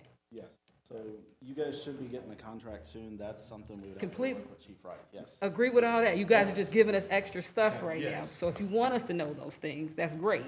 Okay. But I think you're in the wrong part of the program. Potentially. I just want to make sure that moving forward, we're approving the 271,000, right? That's all we're doing right now. And that will be impacted if they do not live up to tenets of I this understand that. addendum. But all we're approving is your ability to spend up to $271,478 Yep. with the company. Well, we talked with legal and they felt that this is the best course of action, so. Are you want to amend the are you trying to amend the description, Mr. Walker? Yes. Yes. Okay, still doesn't make sense, but if that's what you guys just want to say on the record, because again, we're only approving that you can spend this money with them. We didn't approve a contract or anything on our side. Yeah, so, and with this contract, so adding the language inside of what's being spent, it includes now a refund for, like, if the services is not met. So that's why we're adding this language, that's why they are adding this language into this specific purchase requisition with the renewal of the contract. Yeah, you guys are still just in the wrong part, though, of the program. Like, if it was a contract, that would make sense. We're not talking about. We're the not talking about a contract. contract We're at just all. talking about the money right now. So are we good to vote? Yeah. We'll be here all day on that. Any other questions? Appreciate you, Dr. Jones and Mr. Williams.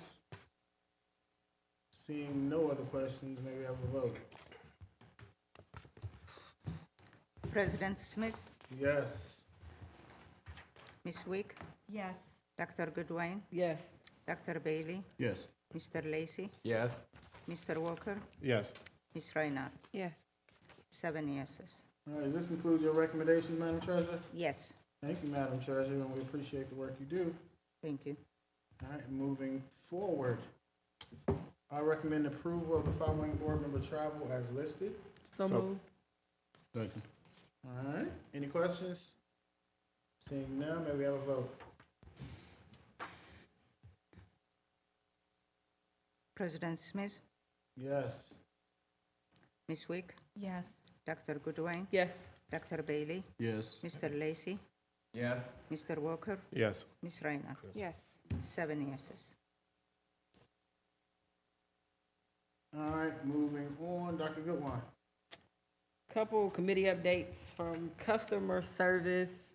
We're working on completing and rolling out the remainder of our customer service training. And we're also working to bring the HR team in to transition the training from the customer service team to the HR department, as that we are hoping that once we finish our employees and we start working together, that it has a place to stay. The building and technology team, we're working through a couple technology issues that have occurred from the start of the year. Our leadership team has been working real hand in hand with our MITS contractor, and they are seeing some resolve from that. So we're hopeful that we will stay on track and that we have a heavy focus on making sure that we're ready for the testing period and that we have the computer ratio to student to computers. And also, we are working on rolling out a product with our athletic department at our Welcome Stadium to test out utilizing with our student badges to kind of help you know who's in the place. And we're excited that we are moving a little bit farther with technology in that way and utilizing our student badges in another manner, aside from what we already utilize them for, which is for riders who ride our DPS buses. So we're gonna test the technology, see how that goes with us being able to tell you who's in the building and that it works for those students who already get into our programs at no cost, that we are able to monitor when they're with us. In athletics, we have a couple focuses going on right now. We're focused on academic achievement really hard right now. As many know, interim reports came out or should be going out now if you have not received them at all. We're actively working to monitor our fall athletes as well as our future winter athletes, because we have a goal of ensuring that not only are we retaining students, but we are entering the next season, and eligibility is not an issue that stands between a student and participating in sports. Our study tables are fully in motion. Students are working on homework, ACT prep, as well as life skills. Let's see, we are rolling out our athletic program of offering, which will show all the offerings that we have from 7th through 12th grade at each school. We are using this to try to help parents understand a little bit more about what sports offers, as well as how they connect and what you can expect being a part of the programs. We are also working to increase participation to at least 30% throughout the district at each school. We're working to increase the community service opportunities for each of our teams to at least 2 service events throughout their season. We're working to increase academic GPA achievement by 10% or higher for each team compared from the beginning of the season to the end of the season. And we are actively recruiting and looking to retain coaches and students throughout the programs. Things that people can help if they want to get involved and kind of help the programs go. We're looking for assistance with launching booster clubs at each school. We don't have really much experience ourselves, but if people know how to do these programs, it can help the athletic department start building a framework so they can roll that out to the schools. Looking at all the Stivers people in the room right now, we would love for you guys to come over and start talking with us on those pieces and kind of how to build that up. Still light out. And we are also working with the Student Activity Committee to launch and actually relaunch what was called the Spirit Squad, which was a squad that was dedicated towards actually being the student section at the game, so students can learn and be a part of cheering for their team. So we're hoping that the student activity group, which is Dr. Bailey and Mr. Walker, really kind of helps take that on so we can have our kids really in the next season being prepared to do things. Policy Committee did not meet this month. I do have a couple other things. So one, I'm actually gonna put this on Dr. Jones a little bit. There have been some discussions about some upcoming changes that will be coming or potentially coming to the athletic department. They are kind of outside the athletic council committee. But before we do any major change, and I am requesting that we involve our coaches, our parents, our community, and we do similar to what we did with our superintendent search by hosting town halls, so people can know a little bit about what's gonna happen, what's potentially proposed, and we actually receive their feedback as a community before we make any major change in the athletic department. So that is my request, because I know, I mean, you hear things around here, but I want people to hear directly from us when it comes to what's happening in this district, and what's happening in those departments. Second, Dr. Lawrence, I've gotten several complaints that I want to bring to you about the quality of our filming when our PIO team isn't here, and just wanted to put a request out that there are some people who really enjoy our board meetings, and they enjoy being able to see not only the board's face, but the speakers' faces when they're here. And whatever we need to do to get cross-training so that even when our PIO team is not available, that there are other individuals in this district that knows how to work the equipment in here. Can we please get that accomplished so that people don't have to see a lesser quality of a filming when they are not available to be a part of that? Dr. Goodwine, absolutely. Appreciate it, man. You don't understand. We got real diehard fans.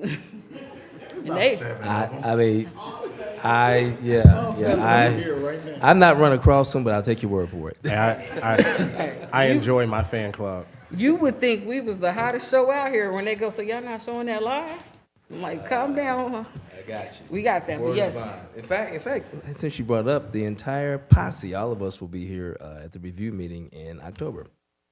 Your cabinet Yes. too? Yeah, everybody. The gang is back. All of them. The gang is back, Deep. special edition. Nah, Come on. that Bring mean the it's- popcorn. Nah, that means there's something there. Gotta pay for it this time, Nick. Gotta pay for it next time, man. All right, other than that, again, anyone's welcome to attend any of the committees that I talked about. We're open to ideas. We're really trying to get some things accomplished here, and we're really pushing forward. That's all I have. Oh, one more thing. See, I remember right now. Thank you to everyone that has sent a prayer up for my mother. Yeah, just thank you. That's it. Appreciate that, Dr. Goodwine. Man said posse and word is behind. Just said word is behind. Mr. Lacy? The Finance Committee met Thursday and went over the books, and they're in good order. And the board actually met with the state auditor, with the auditor that's been assigned by the state just before this meeting. And so we look forward to a successful audit. And as some of you may know, I am from Springfield, and I just wanted to give it. Are you really? Yes, I am. I was born in Springfield. I did not know that. And in Springfield, yes, we did. I want to commend the superintendent for bringing local history to our schools. And we were taught in my school that the Ku Klux Klan did have a rally sometime in the 20s in Springfield.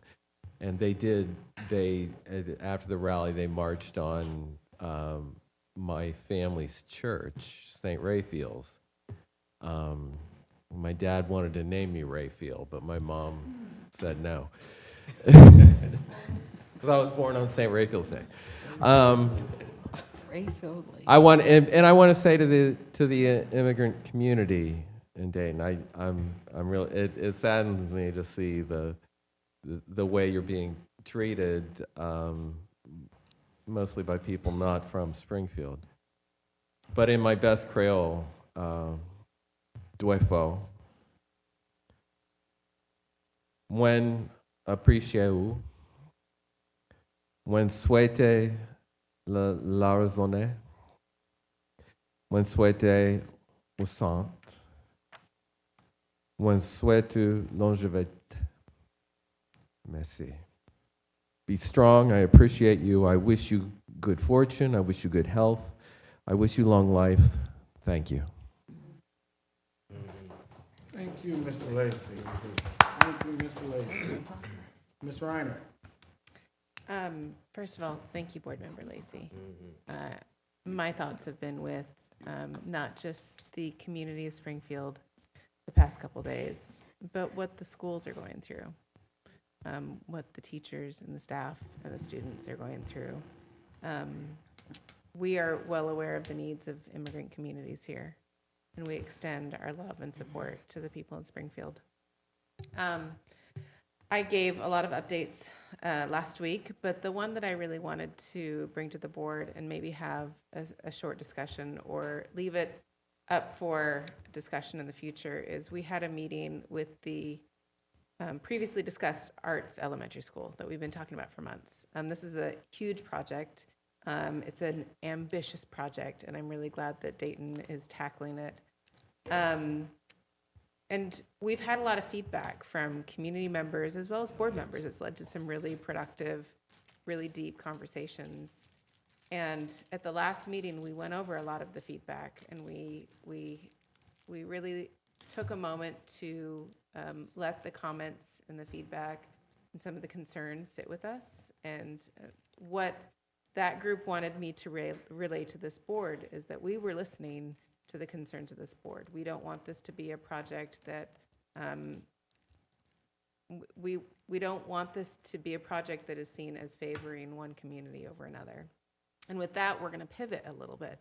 We're still doing research. I believe our next school that we're gonna be looking at is in Georgia. And I'm looking forward to seeing how that district serves its students, its elementary students, and gives them an arts education. But the way in which we're going to pivot is we are not going to talk about this as a feeder school to Stivers. What we're going to talk about is this is going to be an elementary arts asset, specifically on the west side of Dayton.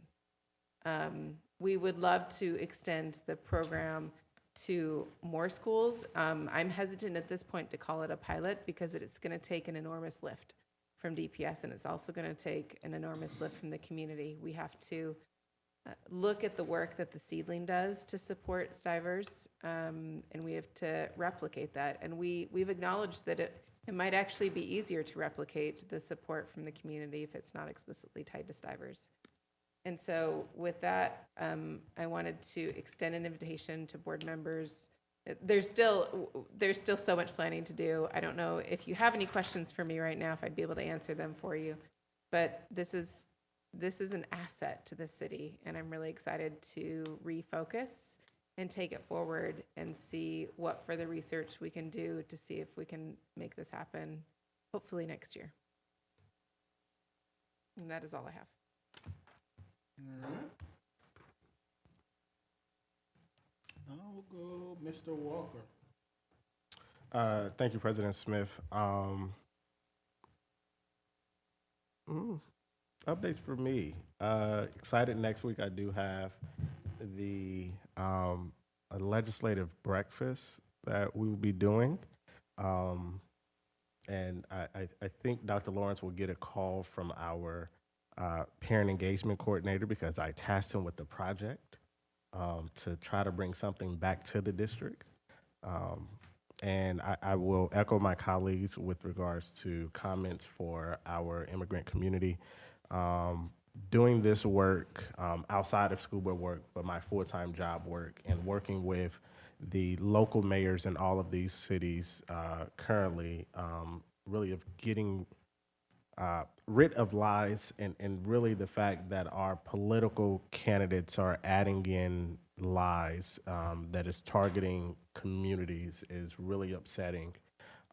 And to add in the school threats as well with these is really a challenge in the society that we live in today. So hopefully at some point, people will do better who want to be leaders or call themselves that. I will say, Dr. Lawrence, I appreciate the district for taking the approach of another district putting us into their situation. And being on the front lines with that today. Did see that message. For me, I will say thank you to my colleagues that reached out. For those who don't know, today is the birthday of my best friend that was killed in January. So I still want to come and be a part because this process is challenging, but I look forward to the work because that is what I was elected to do. Thank you. Appreciate that, Mr. Walker. Go down now, Dr. Bailey. Thank you, sir. This week I went out to Thurgood Marshall. Superintendent, you would be refreshed to know that your principal was really, really busy, so I couldn't meet with her. That is good to know. And I understood that, but I kind of went through the building and I ended up in the cafeteria. So I really want to give, and I'd already eaten lunch because they wanted to feed me, but I'd already eaten. But I want to give out a shout out to Ms. Rose and her team. They were doing a phenomenal job in preparing the food and getting things together. She's got a great team out there. I'm sure all the other schools in the cafeterias, I'm sure that they are doing the same thing. But I was just really impressed in what they were doing and how they were doing it and how efficient they were. So I just wanted to give Ms. Rose and her team a shout out, and that's all that I have. Did you see Dr. Jones's picture? Did I see whose? Dr. Jones's picture. No, I didn't see his picture. He was just saying that to say if you saw his picture. Exactly. That's all it was. That's all that was. Is it crooked? I'll go back and straighten it out for you. I will say, Dr. Bailey, I will echo. I think now, I was at Dunbar today, kids are actually eating the school lunch. So kudos to the team of actually spending the money. And like, it has really been a good change. Yeah. I'm gonna just add on, shout out to the Dunbar principal, Katrina Bailey. Today's her 40th It is her birthday today. And there was like this major announcement that went out, so I missed her their taco team really bar like too. her. I like that. So happy birthday. They had a taco bar today and I missed it. Yo, something else. I mean, you said Dunbar, it made me remember. Miss Wick. Thank you to all my colleagues this evening for your comments and the dialogue and the leadership. I continue to appreciate all of the work that's being done daily in the district. I would like to ask that in, presence of transparency, we had some nice conversation around the Montgomery County ESC that perhaps Superintendent Lawrence, we invite our team to come out and talk with our board a little more deeply about what that funding looks like, just so there's a little more knowledge and transparency out front. And yeah, as we make those decisions going forward. I've had a lot of parents reach out around, and these are parents of younger kids that we don't get to walk our kids into school anymore, right? Because there's safety, there's security, there's all sorts of things.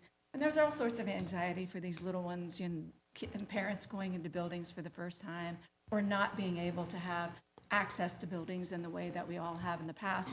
But I'm reminded of the importance, and thank you, I'm going to use the popcorn theory of our parent organizations. And of my parents that have reached out, I have encouraged them, or first of all, I tried to take the opportunity to always, of course, be empathetic with, I walk my kids into school every day of my life. I did. I know that was a little bit ago, but I did, and I love that. But one of the ways I did that also is because I was engaged and I was active in my school. And we oftentimes, we want to ask like, well, what are they doing about it? What are they doing about it? And I'm here to encourage all of you that they is you, it is we, it is me. It is you being a parent that wants to go pop popcorn at the school. It's you being a parent that creates time, that can go to those parent engagement meetings. And if there is not a parent organization in your school, start one. Go to your principal, start one. Ask when those meetings are. Ask if they can be mornings, evenings, afternoons, so that it fits your schedule. We need you. These kids need you. Our community needs you.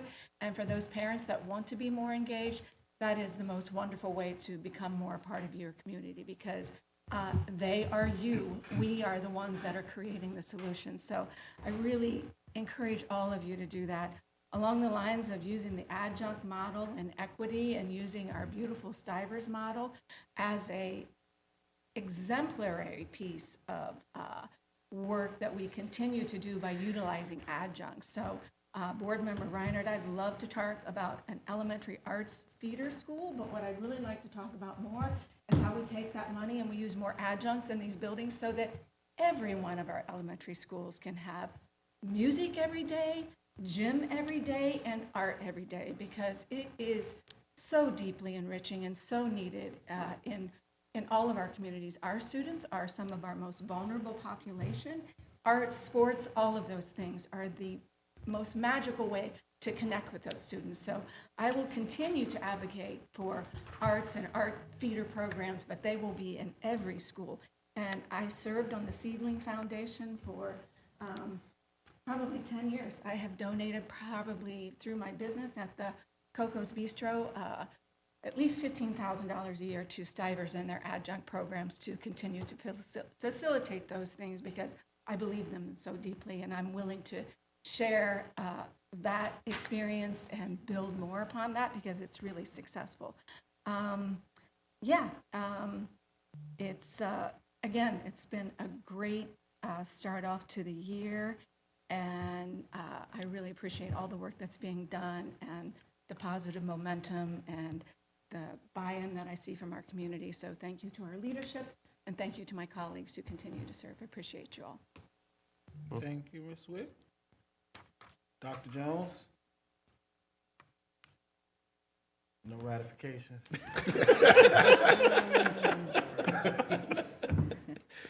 Madam Treasurer? Oh, all I can say is my prayers go to the city of Springfield and the Haitian community. This is a big mishap, and we need to get together. We need to be closer to our people. This is a real tragedy they are having. It affects the livelihood of the Haitian community as a whole, as city of Springfield. It hurts. It really hurts. Thank you. Thank you, Madam Treasurer. Dr. Lawrence? President Smith, I'd like to double down on Treasurer Abraha and Board Member Lacey's comments concerning the support for the Haitian community. We had released our first podcast yesterday for this year. It's kindergartners. The title is Too Cute, Too Hot, and you have got to see it. It is really, really good. The kids are. Yes, it's hilarious. And then we'll be releasing our transportation podcast later this week. That was filmed on Friday, so our Dayton Public Schools Next Level podcast series is off to a very good start. Community Room, Stivers on Community Room at noon on 9/26. That's our post-secondary and jobs community forum. So we are hosting that, Dayton Public Schools. We're inviting the general public and, of course, all educators who can make it at noon, and then anyone at noon, and then everyone. We're doing it again that evening. So we look to see you out. The mayor is going to be a special guest at both of those. And then thank you to transportation for my lunch today. I was running late and couldn't find anywhere to eat, and I got a chance to get a piece of liver and 2 deviled eggs, so thanks to the transportation team. And then definitely the legislative breakfast, Board Member Walker is hosting on 9/25. In all seriousness, this thing called education isn't just about academics, it's really political. So we need to come out to that legislative breakfast, really important. And then finally, to Carmen D. Jackson, who is the aunt of the family of Isabella Carlos, our charity student who was killed. We thoughts and prayers from all the Dayton Public Schools, and I will just say this briefly.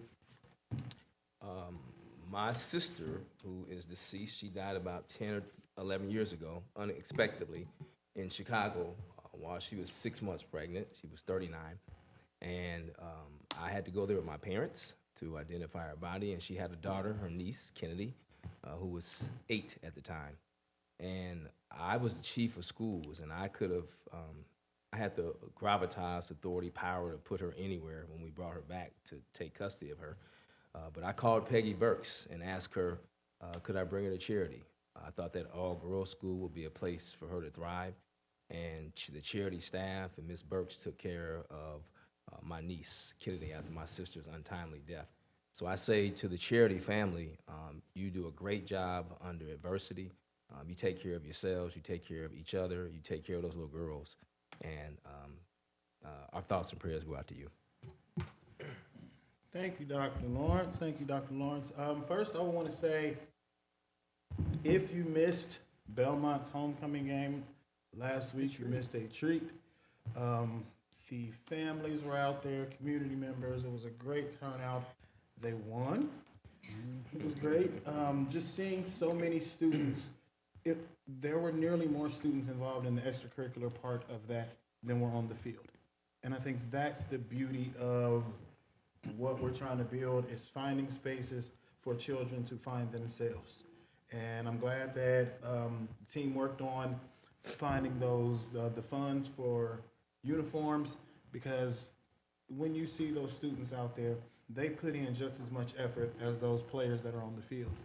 And so I'm just really glad to see that, and I really just want to extend kudos to the Belmont family and everybody that came out, because it was just a wonderful time. Spirit Shop was open. Shout out to Dr. Goodwine. We can't keeping that thing moving. We're getting some help on the way with that, so I'm looking forward to that.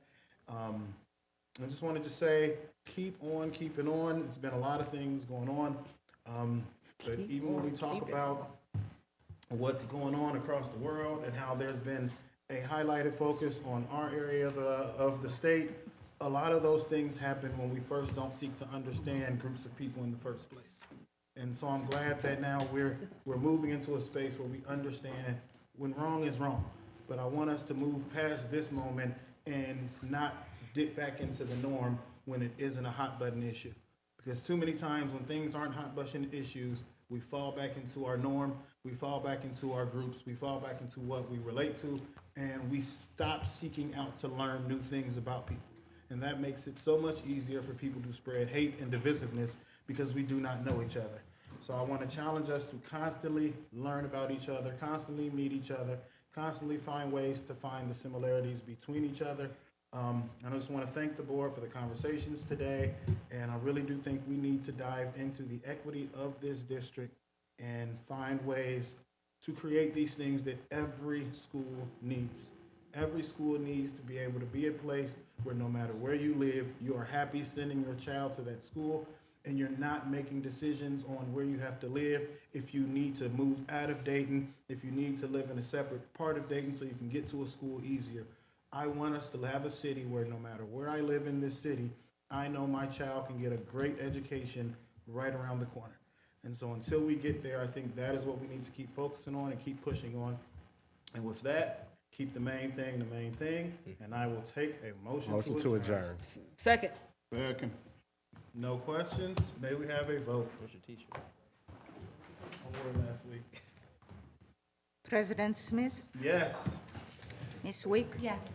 Dr. Goodwin, Yes. Dr. Bailey, Yes. Mr. Lacy, Yes. Mr. Walker, Yes. Ms. Reinhardt. Yes. 7 yeses. We're adjourned.